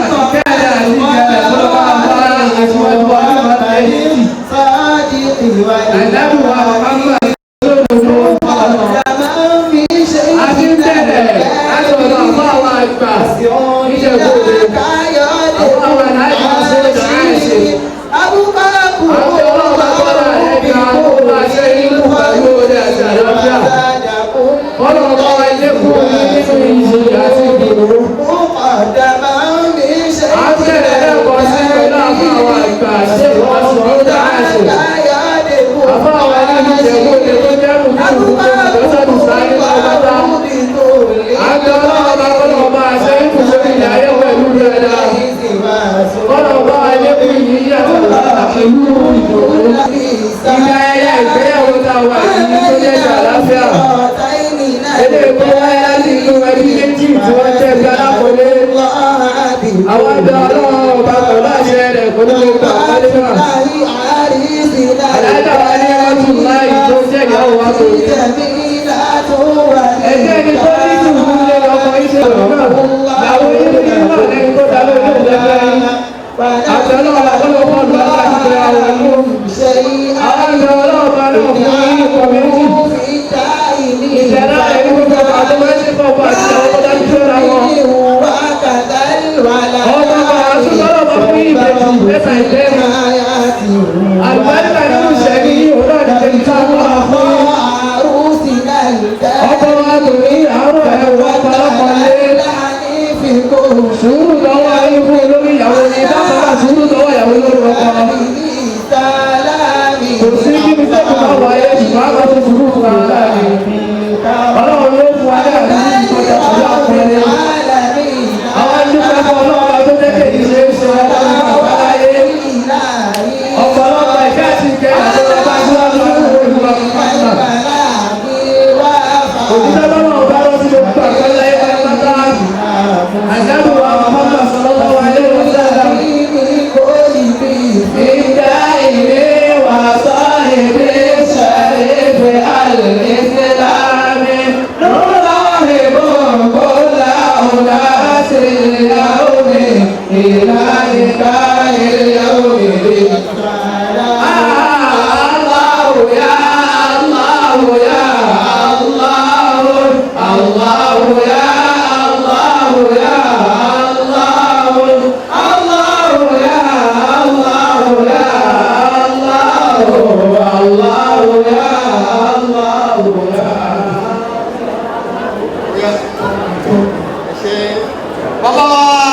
Bàbá Abdulhafiz báwo ni sẹ́yìn náà gbà á tọkọtọkọ bàbá Abdulbaz ẹ̀ṣọ́ ibi tí wọ́n ti mọ ẹgbẹ́ lọ́sọ̀ tó kù òun náà ní pé ìlú máa ń sábà rí pẹ̀lú sáàsì ẹ bá ń gbé máìkì fún àǹfààní àjọlọ lè ké omi o eléyìí ni ojúṣe ìdálóyè ìsàlálà àyọ̀ṣẹ́ bàbá ìyàwó ní ìṣòyí tí ọmọ èyí àwọn ẹgbẹ́ àwọn kó wà nínú ìdá àtẹnudọ́ nínú àjọ láti àṣàṣẹ láti ẹ̀kọ́ àwọn àfáàní lámà lọ àfáàní mo bá tí ó tàjọ kí ìjọ sí aláhùnmá mo lè fáyẹ̀ ní ká àtìtọ̀ rẹ̀ ṣe é sí yìí o ẹ̀kọ́ lè ṣe é sí o mo lè fáyẹ̀ ní o ìdájọ́ ìsìlẹ̀ rẹ̀ ní kíkọ́ o ti rẹ̀ ẹ̀yìn ọ̀sán àti ọmọ ẹ̀kọ́ yà lọ sí aláhùnmá إني زوجت ابنتي زينب ونعمة الله لزوجتهما وهي وهما Abdulhafiz وعبدالباز اللهم بارك لهما وجمع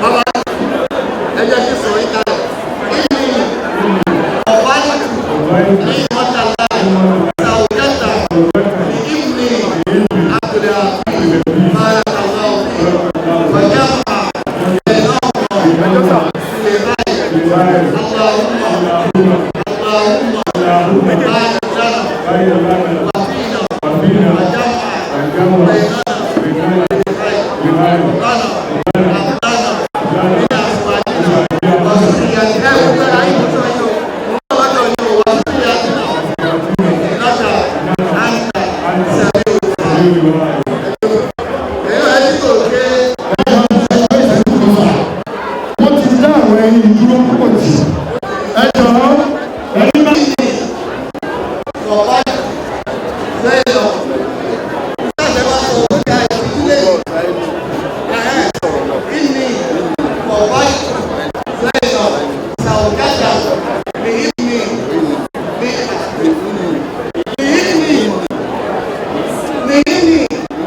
ó yá tó ṣe ìlú méjì ojú wá sọ sọ ọmọ ń sọ ẹ̀rọ apá mi abdulbaz aláwọ̀ báyìí ìnáwó ọ̀fíìmọ̀ ẹ̀yẹ́mọ̀ ìnáwó ìlẹ̀kọ̀ báyìí báyìí ní àṣàyẹ̀ ọ̀sìnyẹ̀tìnà wọ́tàlẹ̀ wàhánà ìlúkẹ̀kínà ìnáwó ojú òkè ó sọ̀kalẹ̀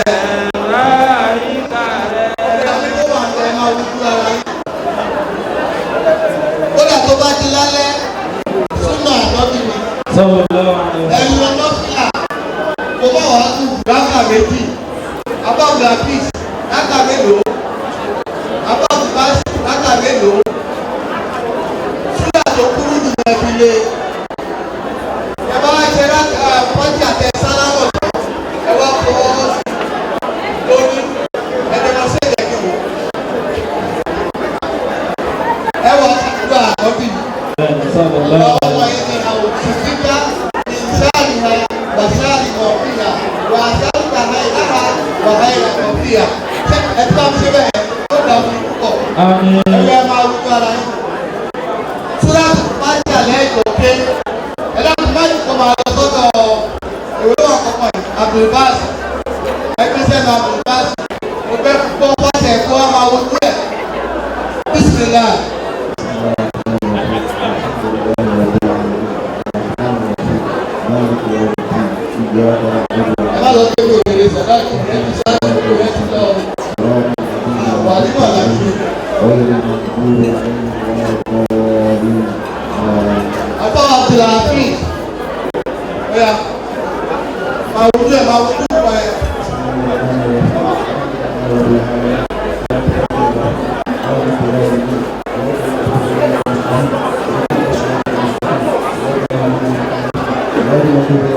اللهم إنا نسألك باسم الفاتحة آمين الفاتحة آمين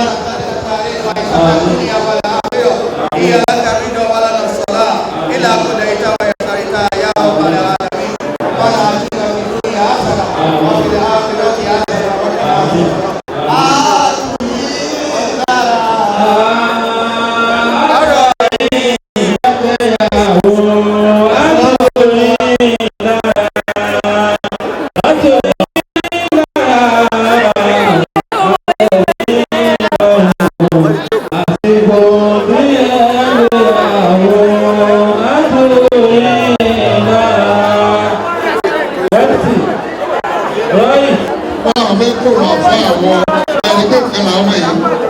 pẹ̀lú àfọ àwọn ìyàwó àfáwọn ìyàwó náà ni ọya kò tó tẹ́bà tó kò mọ̀ fún àwọn ìyàwó ọ̀rọ̀ tó. ẹ má bínú pẹ̀lú ọlọ́run àwọn ọmọ yìí ní àwọn fẹ́ kò mọ àfọ àwọn ẹlẹ́kùn alẹ́ tí kò ẹ ń pe àwọn ìyàwó méjèèjì àwọn àfọ àwọn náà ni wọ́n kọ́ àwọn ìyàwó méjèèjì ń kí ẹlẹ́kùn ìdìbò gbogbo ọlọ́run.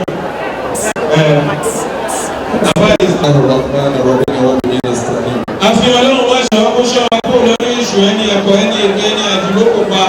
alhamdulillahi rabbil ibad wassalatu wassalamu ala ashrafil mursalin sayyidina muhammadin wa ala alihi wa sahbihi wa man tabi'ahum bi ihsan ila yawmil qiyamah. adá ọpẹ́ fún ọlọ́run ọba gbogbo àgbáyé ọba gbogbo àgbáyé atọwọ ìkẹ́ atọwọ ìyẹn fẹ́ni tí fi ń lo èyí fẹ́ni tí fi ń lọ àwọn sọ̀hábà tó mọ ọlọ́ ojú ọ̀rẹ́ lánàá ọ̀rẹ́ lórí bàbá àgbàṣe dáadáa ṣe tàwọn ìdí iṣẹ́ ìbáàgì wọ́n máa ṣùgbọ́n àzáàlì àti tó wọn tí ó bá ti lọ wọn.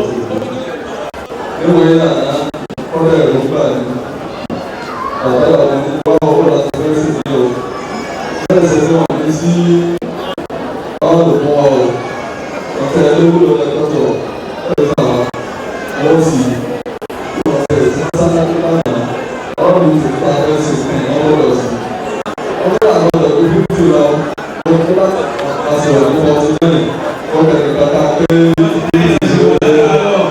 ọ̀rọ̀ tó ń sì lè fún wa àdúgbò olúwo wa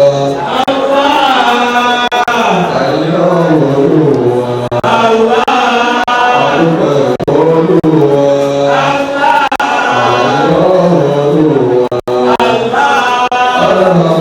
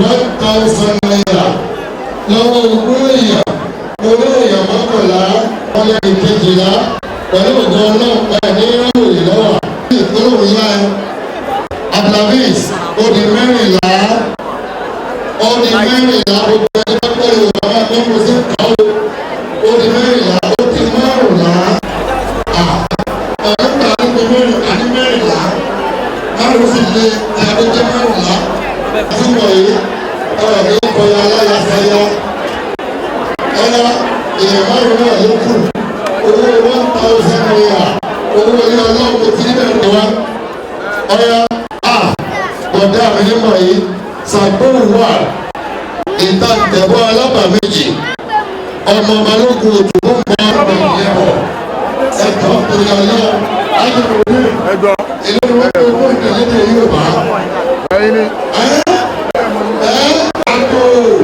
àpò tún bàbá tí wọ́n mú tún ọ̀dẹ̀ ìyẹ̀bọ̀ bàbá wa ti kọrin àpòtọ́ sọ́tún ọmọ ìpàjẹ́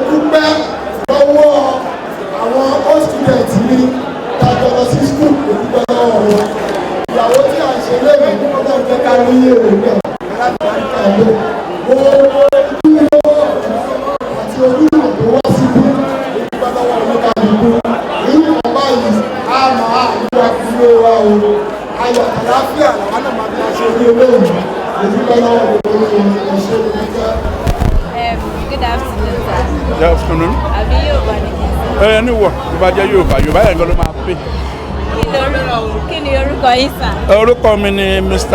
Akẹ́jù Ọlálékan Dada. Báwo ni inú yín ṣe dùn sílé? Inú mi dùn, ara mi yá, ọkàn mi balẹ̀ pé mo wá síbi ìgbéyàwó náà dẹ̀ láyọ̀ lárinrin. Báwo lẹ ṣe lè ṣe sọ bí ìyàwó àbí ọkọ ṣe jẹ́ sí? Àwọn méjèèjì náà wọ́n ti wà tipẹ́. Bẹ̀tọ́ kọ̀ jẹ́ pé nínú ìdílé ìyàwó tó jẹ́ the same father, bàbá kan náà ló bí wọn, bẹ̀tọ́ àwọn ọkọ àti ìyàwó yẹn ọ̀tọ̀ọ̀tọ̀ làwọn wà. Òun ló fi jẹ́ kó dàbẹ̀ ni pé èèyàn mẹ́rin lẹ̀ ń rí lé ni. Àmọ̀ràn wo lẹ fẹ́ gba àwọn? Kò sí àmọ̀ràn tá a fẹ́ gba lọ́kọláya náà ju wípé kán nífẹ̀ẹ́ ara wọn, kán dẹ̀ máa ṣojúṣe, kọ́kọ́ ṣojúṣe fúnyàwó kíyàwó náà ṣojúṣe fọ́kọ ẹ̀. Àwọn nǹkan tó yẹ kọ́kọ́ kó ṣe fúnyàwó kíyàwó ṣe fún kíyàwó náà dẹ̀ ṣe, káwọn méjèèjì dẹ̀ nífẹ̀ẹ́, kán tún ní sùúrù, torí Yorùbá sọ pé sùúrù òun la fi ń ṣọkọ obìnrin. wọ́n ní Yorùbá ni mo sọ. Yorùbá lẹ́fẹ̀ẹ́ sọ. Yorùbá oya camera rolling take 3 2 1 action. Kí lorúkọ yín? Orúkọ mi ni Adéníyì Abdulwaheed Táyélolú. Báwo ni àwọn tó ń ṣe ìgbéyàwó lè fi ṣe jẹ́ mi? Lálákọ̀ọ́kọ́ bàbá ìyàwó jẹ́ ẹ̀gbọ́n mi ọ̀nkù mi ẹlẹ́ẹ̀kejì wọ́n tún jẹ́ ọ̀gá mi tó kọ́ mi iṣẹ́ tó múṣẹ́ ajé lé mi lọ́wọ́. Báwo wá ní inú yín ṣe dùn sílé ni? Wow, I'm overwhelmed. I'm so happy because èmi náà pẹ̀lú àwọn tí wọ́n train àwọn ọmọ tó ń ṣègbéyàwó lẹ́nu. Ní bíbá ilé ni double joy ni mo ní because àwọn ọkọ ìyàwó méjèèjì ọmọ mi ni wọ́n. Àwọn ìyàwó méjèèjì ọmọ mi ni wọ́n. Ọkọ ìyàwó méjèèjì ipasẹ̀ mi ni wọ́n ti fẹ́ àwọn ọmọ wọn fún. So káwọn òbí wọn tó mọ̀ lèmi ti mọ̀.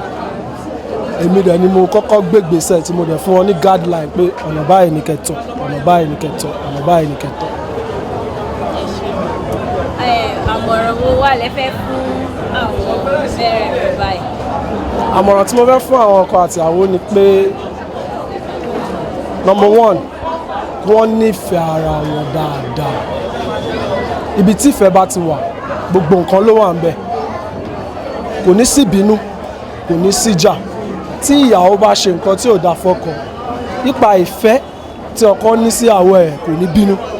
A ò pé ojú ọlá ìfẹ́ tí mo ní sí ẹ kí wọ́n kọ́kọ́ build yẹn ìfẹ́ yẹn ni kọ́kọ́ build tí wọ́n bá build ìfẹ́ gbogbo nǹkan tó bá kù wọ́n máa fi ìfẹ́ darí gbogbo ẹ̀ kán dẹ̀ ní sùúrù kí àwọn ìyàwó yẹn kán máa ní ìtẹríba fún ọkọ wọn kán má sọ pé àwọn jọ jẹ́gbẹ́ àbí wọ́n jọ fẹ́ rọra wọn ní early stage kán máa gbá àwọn ọkọ wọn lẹ́nu kán ní ìtẹríba because àwọn ọkùnrin aláìkí nǹkan tóbìnrin máa ní ìtẹríba fún wa tó bá ń respect wa dáadáa àmọ́ ìfẹ́ tá a bá ní sẹ́ni ẹ̀ máa tún máa grow dáadáa tó ọkùnrin máa ní àṣe nǹkan báyìí tó ṣe tó ṣe tọkùnrin máa ní ṣe nǹkan báyìí ó ṣe tó ṣe pẹ̀lú diligent pẹ̀lú ìfẹ́ pẹ̀lú sùúrù pẹ̀lú ìtẹríba ìfẹ́ tọkùnrin yẹn bá ní sí ó máa grow ni so kí àwọn méjèèjì kí wọ́n build ìfẹ́ wọn lórí òtítọ́ lórí sùúrù gbogbo nǹkan ló máa ní gbogbo nǹkan wọ́n dẹ̀ máa lọ flourish mo dẹ̀ gbàdúrà fún wọn pé Ọlọ́run á jẹ́ kí wọ́n bára wọn kalẹ̀ wọ́n á bí ọmọ àbúrò wọ́n á bí ọkùnrin àbúrò obìnrin àbíyè Ọlọ́run ò ní já àárín wọn rú and more so kí wọ́n má máa jẹ́ kí etí kẹta máa gbọ́ sọ̀rọ̀ wọn tó máa ní kàńdá tó yanjú ẹ̀ láàrin ara wọn that's the best thing tí wọ́n lè ṣe àmọ̀ràn tí mo lè fún wọn. ẹ ṣe gan orúkọ mi ni Adéníyì Abdulwaheed Táíwò mo jẹ́ ẹ̀gbọ́n sí àwọn tí wọ́n ń ṣe ìgbéyàwó lónìí thank you very much. ẹ ṣe ní Abdulrasheed Abiodun ọmọ Ibrahim. Báwo ni inú yín ṣe dùn sílé ni? Alhamdulilayi kẹsíra mo dúpẹ́ fún Ọlọ́run torí ọjọ́ ìní jẹ́ ọjọ́ ìdùnnú àti ayọ̀ nínú ìgbésí ayé mi àti ẹ̀gbọ́n mi yẹn bàbá ìyàwó pàápàá àwọn ọmọ tá a fi fún ọkọ lẹ́nìí so adẹ̀bẹ̀ Ọlọ́run kọ́lọ́run kó ṣe wọ́n ní ọ̀rẹ́ ara àti mọ̀ bẹ̀rẹ̀ ìgbéyàwó wọn Ọlọ́run ní jẹ́ àmọ́ ìparí ẹ̀ kí ọkọ gbó gẹ́gẹ́ bí ayé máa ń sọ níjẹ̀bú ọkọ gbó káyakúta Ọlọ́run kó bá a ṣe bẹ́ẹ̀ fún wọn kó bá a ṣe dáadáa fún wọn la ilaha illallah so inú mi dùn gidi gan. Àmọ̀ràn wo wá lẹ fẹ́ fún àwọn ọkọ àti ìyàwó lé? ẹ ṣe àmọ̀ràn tí mo fẹ́ fún àwọn ọmọ mi méjèèjì torí ọmọ ni àwọn méjèèjì sí mi adúpẹ́ fún Ọlọ́run pé àwọn méjèèjì wọn ò yà sí ibi tí a fẹ́ kí wọ́n yà sí ìdílé Islam láti bí wọn bẹ̀rẹ̀ náà lọ́wọ́ yà sí a rẹ̀ ti nígbàgbọ́ yí pé nínú Islam la fi bẹ̀rẹ̀ ìgbàgbépọ̀ wọn àtọkọ wọn inú ẹ̀dẹ̀ ní kọ́lọ́run jẹ́ kí wọ́n dirú kí wọ́n dìgbà sí lórí àti ọmọ rẹ̀ tí Ọlọ́run ó fún wọn adúpẹ́ fọ́lọ́run pé inú Islam ni wọ́n ti bí àpàdà sí abúrò àpàdà sí ìbàdàn Ọlọ́run dẹ̀ ń jọ bá wọn ìfẹ́ àti ìṣọ̀kan ni kí wọ́n lò ní àárín àwọn àti ọkọ wọn torí bí ò bá sì fẹ́ wọn ò ní pàdé ara wọn bí ò bá sì fẹ́ bọ́kọ bá tiẹ̀ pàdé ìyàwó ò ní sọ pé yes I do bí ò bá sì fẹ́ láàrin ẹbí méjèèjì kò ní sí ìfọkọmọfọkọ ìfi ọkọ fàyà so ìfẹ́ náà tí ó jọ ṣẹlẹ̀ lónìí gẹ́gẹ́ bí a ṣe mọ̀ pé celebration of love òun là ń ṣe lónìí so ìfẹ́ tí wọ́n fi bẹ̀rẹ̀ náà òní kan yọ máa lò bí ahọ́n àtẹnu máa ń jà bí ahọ́n bá jà pẹ̀lú ẹnu bí ẹran bá tó wá sínú eyín ahọ́n náà ni ó júwe fún ibi tí ẹran ń bẹ pé àyè yìí ló ń bẹ so definitely ìgbà tí wọ́n bá ti jà wọ́n tún parí ẹ̀ kò sí arẹ́májà àwọn bàbá wa aláìjọ wọn pé bàbá kan ọkọ àti ìyàwó gbé wọn jà rí kò sí irọ́ ló ń jẹ́ bẹ́ẹ̀ wọ́n á jà wọ́n á parí ẹ̀ náà ní nígbà tí wọ́n bá ti jẹ́ kí aráàlú kejì gbọ́ àwọn baálẹ̀ Yorùbá wọn ní tí ògiri ò bá lanu aláǹgbá ò lè ráyè wọ bẹ̀ wọ́n bá ń jà wọ́n tún máa parí ẹ̀ gẹ́gẹ́ bí láàrin lọ́kọ-láya so tí ò bá ti sí etí kẹta tó ń gbọ́rọ̀ wọn pẹ̀lú ògo Ọlọ́run kò ní sí dàrúdàpọ̀ láàrin wọn Ọlọ́run kó máa ṣàlàyé bàbá fún wọn ní ayọ̀ àtàláfíà ìdùnnú àti ayọ̀ tí wọ́n fi bẹ̀rẹ̀ lónìí òun náà ní kọjá Ọlọ́run jẹ́ kí wọ́n fi lògbèsè ayé wọn ẹ ṣé wọn thank you very much. Okay. Kí ni orúkọ yín sà? Orúkọ mi ni Alhaji Qasim Rabiu alias Olóróró. Báwo ni àwọn tó ń ṣe ìgbéyàwó lè ní ṣe jẹ́ sí yín sà?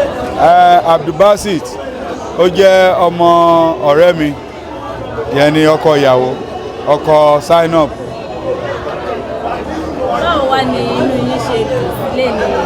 Inú mi dùn púpọ̀ torí èmi ni wákìlù gbogbo Ètú Mẹ́tàlá inú mi dùn púpọ̀ so ayọ̀ mi kún pé àdúpẹ́ lọ́dọ̀ Ọlọ́run pé Abdulbasit òun náà lè ṣe ìyàwó lénìí ọpẹ́ fọ́lọ́run. Àmọ̀ràn ó wà lẹ́fẹ̀ẹ́ gba àwọn ọkọ àti ìyàwó gbà.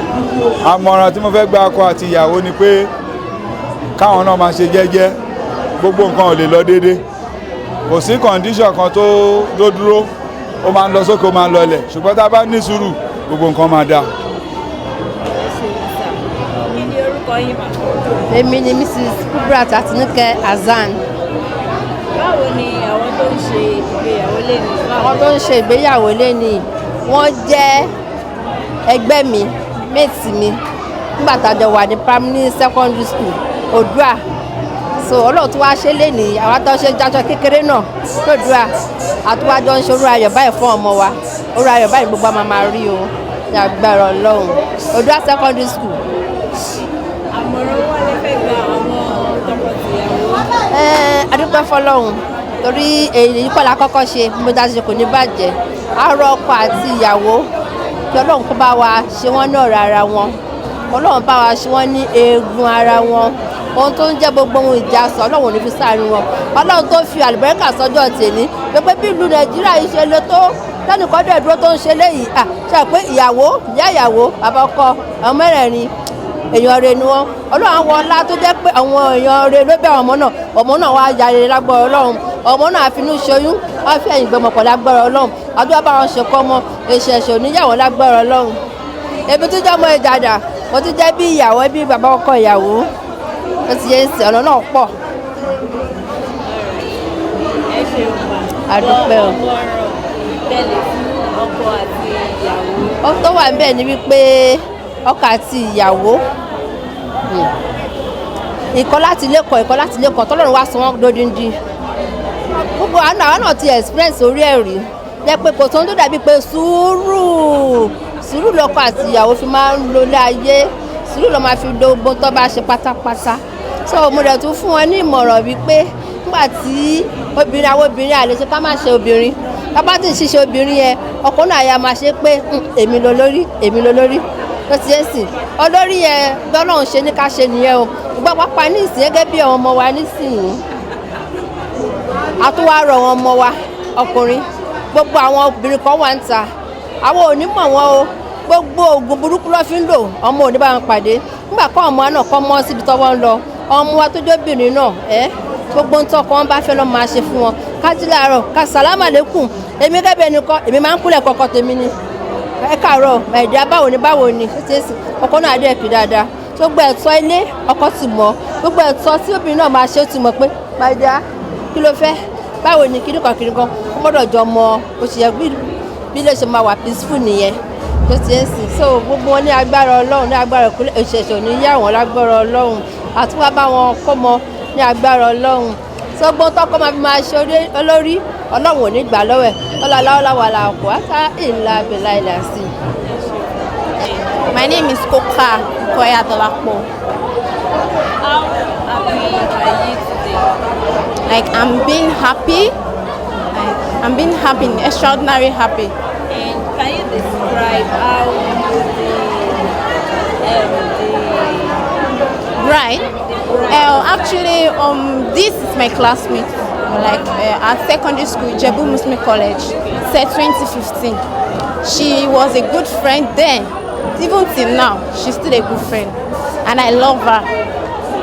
Also, her sister, she's like a sister to me also. So, what advice would you like to give the groom and the bride? Well, there's no much advice that I can give her than just to pray for them. Like Allah will bless their home. May they never, like, joy will never cease in their home. Like they will be happy forever, now and forever. And God bless their home. Barakallahu fi. Amen. My name is Odula Jamomi. So, how happy are you to see? Hey, I'm really happy. Like seriously, I'm happy. Cause the bride there is my friend. Yeah, so How can you describe the bride? very nice girl. She's gentle though. She's my classmate. And so others. Okay, so what advice would you like to give that? What advice would you like to give the bride and the groom? That she should just be calm. Ilé ọkọ ló ń lọ kó calm. Anyway, I like your outfit. Can you tell me the inspiration behind the outfit? Hey, it's money. All is all about money. It's money. Alright, thank you very much. Esther. Esther nìkan. Báwo nínú yín ṣe dùn sílé ni? Inú mi dùn gan o, inú mi dùn gan o, inú mi dùn fún àwọn ọmọ méjì. Inú mi dùn fún àwọn ọmọ méjì. Búkì àti àbúrò ẹ̀. Ọlọ́run so in fact ẹni tó bá wọnú inú mi ní èyí, I don't even know tó dájọ́ ń gbélé ni. Very nice. Àwọn méjì yẹn wọ́n wà. Àwọn ọmọ gidi ni wọ́n tẹ̀ ń ṣe. In fact mi mọ bó mo ṣe lè put ẹ̀. Àwọn ọmọ tó wà okay ni. Especially Limota yẹn, ọmọ gidi ni sí mi for me. In fact ọmọ tó wà okay ni, ọmọ tó dáa. Àdúrà wo wá lẹ fẹ́ gba àwọn méjèèjì? Ọlọ́run á bá mi, Ọlọ́run in fact nígbéyàwó yìí, Ọlọ́run á bá mi dá wọn lọ́lá. Gbogbo kan tó bá ń fact tó máa ń fẹ́ láti nínú ọkàn wọn, Ọlọ́run á bá mi bless wọn pẹ̀lú ògo Ọlọ́run ní agbára Ọlọ́run. Àmọ̀ràn wo wá lẹ fẹ́ gba tọkọ-tìyàwó báyìí? Àmọ̀ràn tí mo fẹ́ gbà wọ́n ni pé in fact I don't even know kọ́ ṣáà máa ṣe jẹ́ náà ni. Kọ́lọ́run dẹ̀ fi ìfẹ́ kọ́lọ́run fi ìfẹ́ sínú àwọn méjì. That is it. Yeah, my name is Raphael Abiodun Ogunsanya. So, can you describe how happy are you? Oh, very happy. I am very happy. Very So, how are the bride and the grooms to you? To me? Yes. Oh, not all that cordial because I don't know them. I only know the dad. Okay. Do you understand me? We attended the same school, Dua Comprehensive High School. So that's just that. So, what advice will you like to give the bride and the groom? Yeah, I've been in the journey since for about 25 years now. So my advice for them is the love should be there. You understand me? And they should be able to tolerate themselves. Tolerance is very important. When you understand him and she understand you, when there is mutual benefit between them, I think that's the most important. The love and tolerance in everything. What prayer do you give to Ẹ̀yin ìyàwó ni mẹ́ni. Okay. Thank you, sir. Thank you. Mr. Omotayo Abebefe. So, báwo ni inú yín ṣe dùn sílé ni? In fact, I'm very happy because I'm the colleague to the Baba Ìyàwó. My Baba Ìyàwó too. Àwọn ṣé ẹsẹ̀ mọ ìwà àwọn ọmọ? We have sáwọn ọmọ tó ń ṣègbéyàwó yìí. According we are already mú mọ wọn tó jẹ́ pé èmi gangan ni mo tọ́ wọn láti láti ilẹ̀ wa so èmi pẹ̀lú bàbá wọn kẹjọ bẹ̀rẹ̀ láti primary ni dé secondary so láti bẹ̀rẹ̀. àmọ̀ràn wa lè fẹ́ fún àwọn tọkọtaya. Àwọn ọkọ àtìyàwó ni mo kàn máa bẹ̀ kán jọ torí Ọlọ́run ọ̀rọ̀ wọn ní wọ́n pé kán má fetí sí iye nǹkan tá a ṣe lé ní yìí sìn ọ̀rọ̀ wọn ní wọ́n pé kán má jẹ́ kó bàjẹ́ kán má fi wọn ní wọ́n pé kán má jẹ́ kó bàjẹ́ so adùn tó ju eléyìí lọ náà lágbára Ọlọ́run á jẹ́ ká lè wá ṣe lẹ́nu ọ̀nà àwọn náà wọn ní ìṣèkìní lágbára Ọlọ́run màá gbàdúrà fún wọn pé ìyàwó àtọkọ wọn ní rí èdè àìyedè o lágbára Ọlọ́run àárín wọn ò ní túká o lágbára Ọlọ́run wọn á bẹ́ ẹyọ kọ̀ọ̀kan á pé 10 o èmi náà ni màá wá bẹ́ẹ̀ fún némi o màá wá fún tàkọ́kọ́ màá wá fún kejì lágbára Ọlọ́run.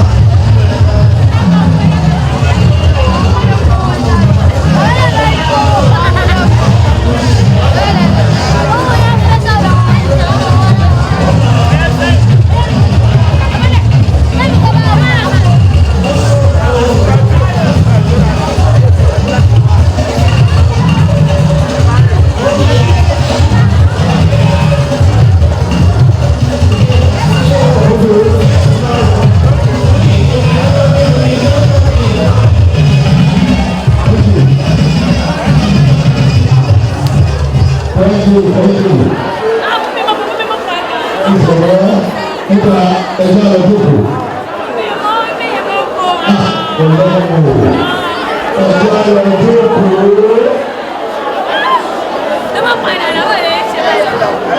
Wọ́n fi ẹ̀rọ náà lówó, èmi nìkan ni ò mọ̀ rí, ọmọ ẹ̀rọ náà lówó, akẹ́kọ̀ọ́ àjọ ṣíṣọ́ọ̀bù àjọ tì í ọlọ́wọ́ àdá. Bẹ́ẹ̀ pàbọ̀, jọ̀ọ́ báwa dárúkọ ọ̀pọ̀ yìí fún gbogbo àwọn èèyàn kí lórúkọ ẹ̀.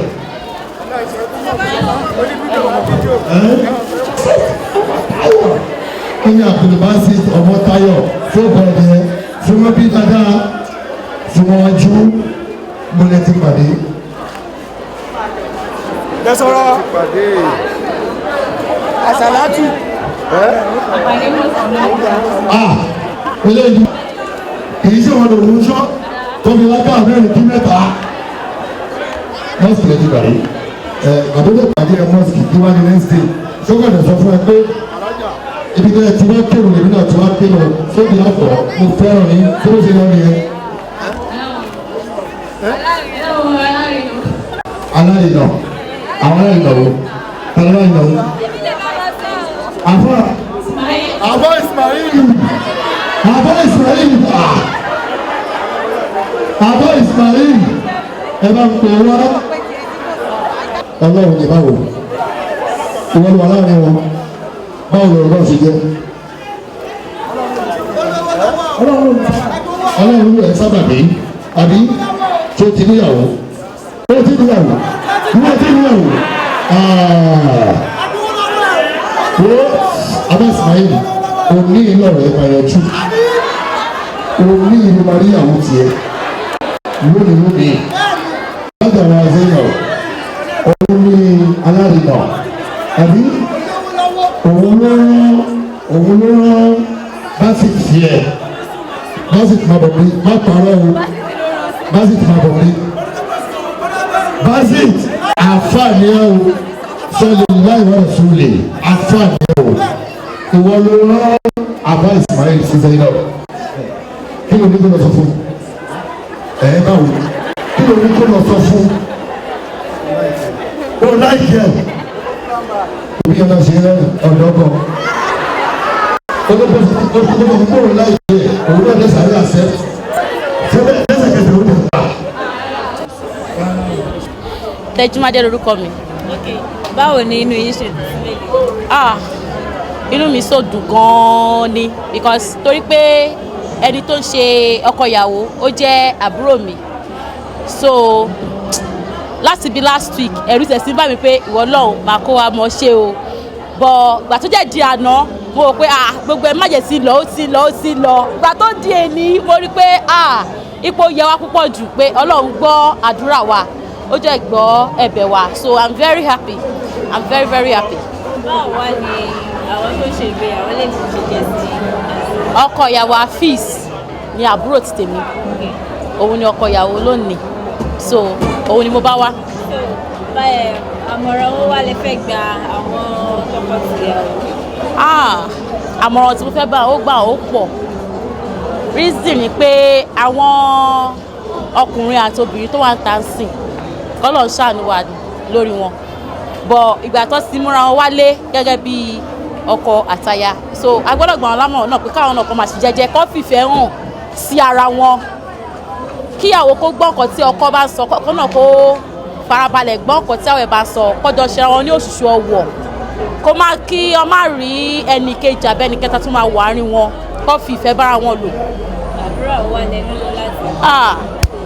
àdúrà tí mò ń gbà sọ lọ́wọ́ ọba ni pé kọ́lọ́ ọba sọ̀rọ̀ ìyàwó lẹ́rù kalẹ̀ o so kó má rí dààmú o kó má rẹni tó máa ṣe òun nídìí ẹrù òun o so nǹkan tó ṣe lénìí kó má jẹ́ àṣemọ́ nínú ilé wa kókó nìyẹn.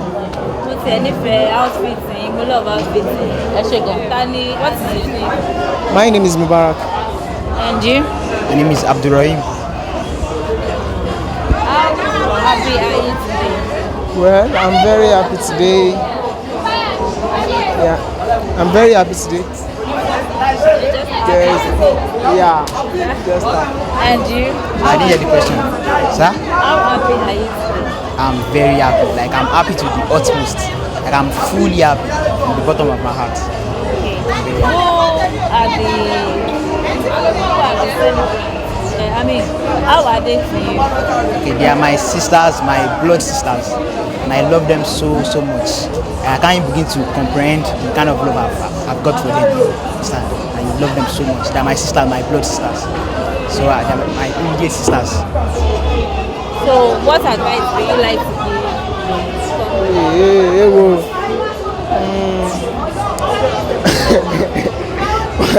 Your question again, sis. What advice do you like to give? The two couples. Sorry, I didn't get the question. What advice do you like to give? Actually, thing is, married life. When you say married life, it's something complicated. Understand? But the thing is, the most important thing in a marriage, is patience. Understand? So when the wife has patience, it's very important that the wife has patience. Understand? Because when she's not patient, a lot of things will go wrong. Because the man may tend to get annoyed at times, over probably a nagging. Understand? So when she nags, the man may tend to get annoyed. Understand? The woman should, return to be patient. Because when she's patient, everything will go smoothly in the marriage. Understand? So I believe they should be patient. They should be patient with each other, and they should be love between one another. Whenever something goes wrong between them, they should try to call one another to attention and probably speak to one another. So I believe that will solve whatever issue they get, because it's not possible for them to marry, for them to be together for years without having disputes, without quarreling between one another. What's your prayers? So my prayers, inshallah, by the grace of Allah, I pray they last together till eternity, because according to an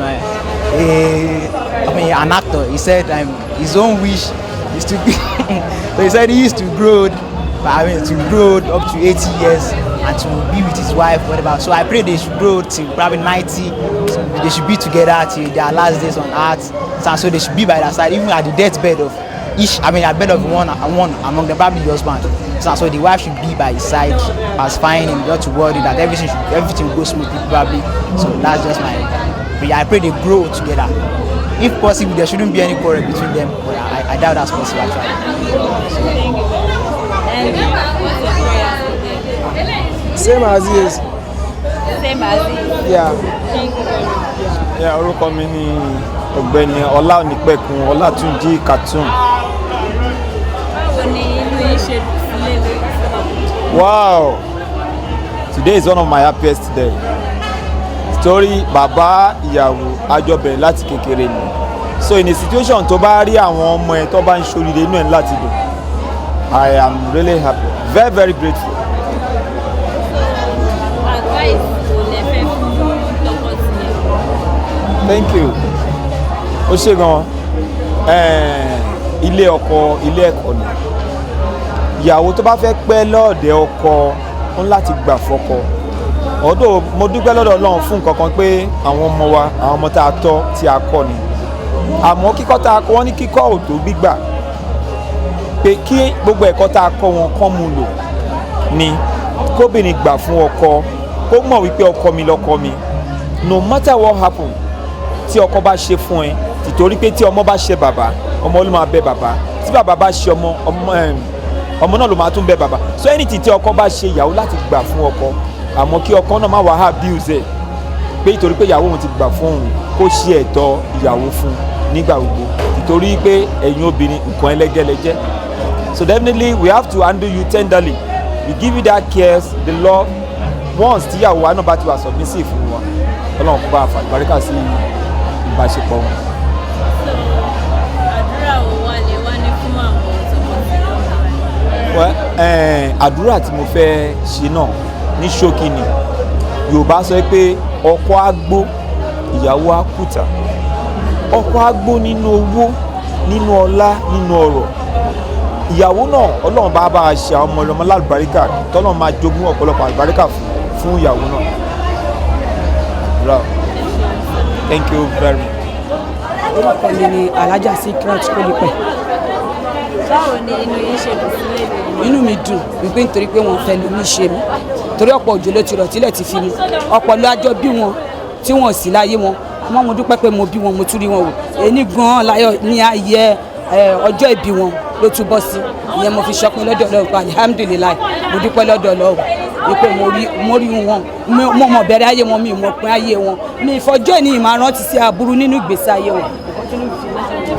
àmọ̀ràn wà lè fẹ́ gba àmọ̀ràn tí mo gbà wọ́n ni wípé Ọlọ́run ò ní fi ilé ọkọ ṣàyìnbọ̀ fún ọ gbogbo nǹkan tó bá ti rí tó jẹ́ ti ìbínú wọ́n máa fi sùúrù tẹ̀lé nítorí ilé ọkọ kì í ṣe ibi téèyàn ń lọ tó tún padà wá mo dẹ̀ dúpẹ́ lọ́dọ̀ Ọlọ́run pé wọ́n ní fi ilé ọkọ ṣàyìnbọ̀. orúkọ yín mà. orúkọ mi ni Kólípé Zainab Olúbùkọ́lá. a gbọ́ pé ẹ̀yin ni ìyàwó ọjọ́ yìí. Yes. We learned you are the bride for the day.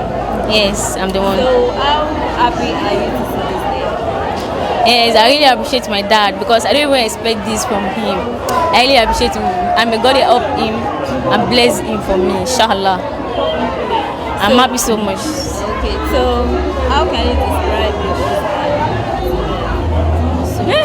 My husband, I really appreciate him. He's someone that I don't even know how to describe it, but alhamdulillah, I really appreciate him. Àdúrà la ṣe fún yín pé ilé yá dùn àmì agbára tí ń tí abáyé mọ́.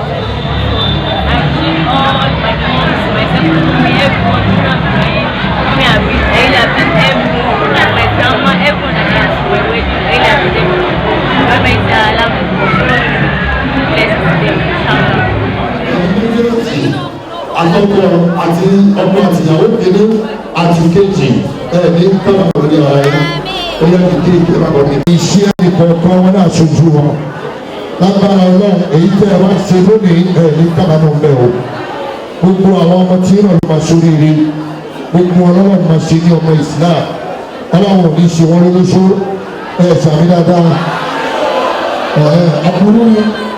aburú ni kí wọ́n máa fẹ́ lóṣó aburú àbẹ́. Are you ready? Are we ready? Now, أنزلنا هذا القرآن على جبل لا ريته خاشعا متصادعا من خشية الله وتلك الأمثال نضربها للناس لعلهم يتفكرون هو الله الذي لا إله إلا هو عالم الغيب والشهادة هو الرحمن الرحيم هو الله الذي لا إله إلا هو الملك القدوس السلام المؤمن المهيمن العزيز الجبار المتكبر سبحان الله عما يشركون هو الله الخالق البارئ المصور له الأسماء الحسنى يسبح له ما في السماوات والأرض وهو العزيز الحكيم بسم الله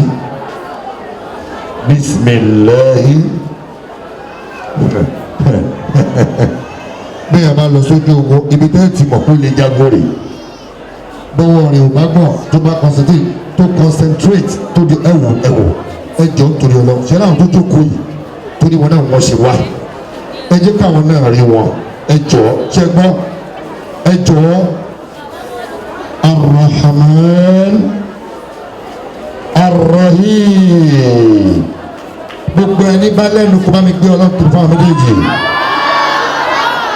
ó yá wá náwó sí wọn lẹ́nu ìgbìyà tó bá wà torí pé níjọ́ títí ẹ̀ náà bá dé wọ́n á ṣàdúrà fún ẹ àdúrà ni kó o ṣe fún wọn o àdúrà ni kó o ṣe fún wọn o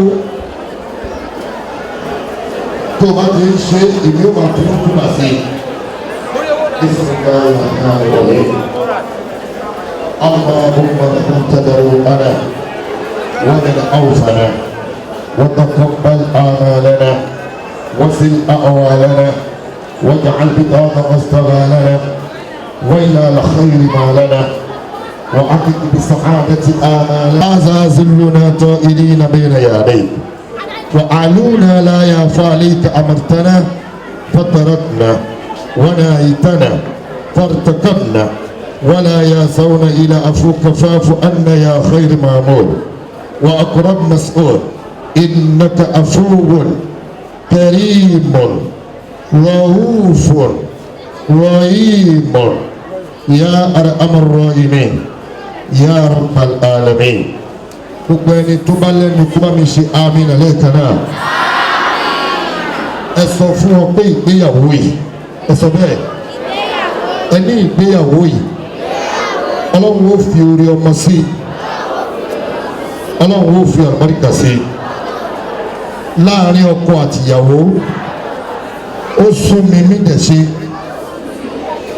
ọlọ́run má jẹ́ ó ṣẹlẹ̀ láàrin Zainab àti Abdulbazit kí ọ̀rọ̀ ara wọn má sora wọn láàrin ní Imatulahi àti Abdulhafiz kí ọ̀rọ̀ ara wọn má sora wọn. Abdulhafiz má bọ̀ ń ta ní ìmọ̀ àtìtẹ́lọ́kọ̀ rẹ̀ ó yá mú òrùka tí a ní ẹ̀kọ́ bẹ́ẹ̀ tẹ́. Shaitan wajan shaitana imma rasatana ó yá fi sí ọwọ́ ẹ̀.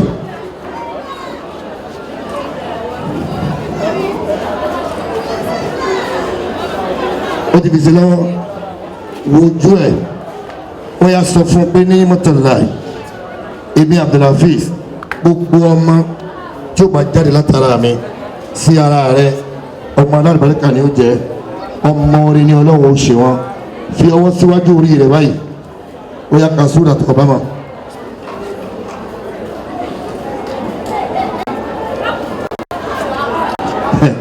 àti rírú ẹ̀rí dáadáa alọ́bí nìkáyì àṣẹ kìrìsìtẹ́nì lọ́kọ̀ ìyàwó ọmọ ní kí ni muslim ní ìmú ẹ̀ ó kọ mẹ́ta tí wọ́n kọ fún un ló dá ó ní àwọn muslim ọlọ́ my name is Abdul Muhammadu Salam mo wá fi lára balẹ̀ dáadáa olóhùn Abdul Muhammadu Salam ńgbà tó wá débi mo wá ní kó ka súrà tó bá mọ̀ lòun náà bá mọ́ síwájú yàrá bismillahir rahmanir rahim kó bèsè. subhanaka ya Allah ó ti fi sí ẹ máa bọ̀ wá tí o bá zè ìkan nínú àwọn ìmọ̀mọ́ àgbà mú òrùka sí ọwọ́ ọkọ rẹ̀ wow tí o bá zè ọkùnrin mẹ́ta ẹ̀yin ọkọ méjèèjì wọ́n ní kẹ́ ẹ fún ìyàwó yín ní nǹkan mẹ́ta wọ́n ní kẹ́ ẹ fún nígbà sẹ́nu gbà sára àti gbà sí tọ̀ àdúgbò ìyẹn wà important bí o ṣe wọ yàrá súnmọ́ má torí pé ọ̀yà fèsì lọ́wọ́ ìyẹn ló kọ̀kọ́ fèsì good English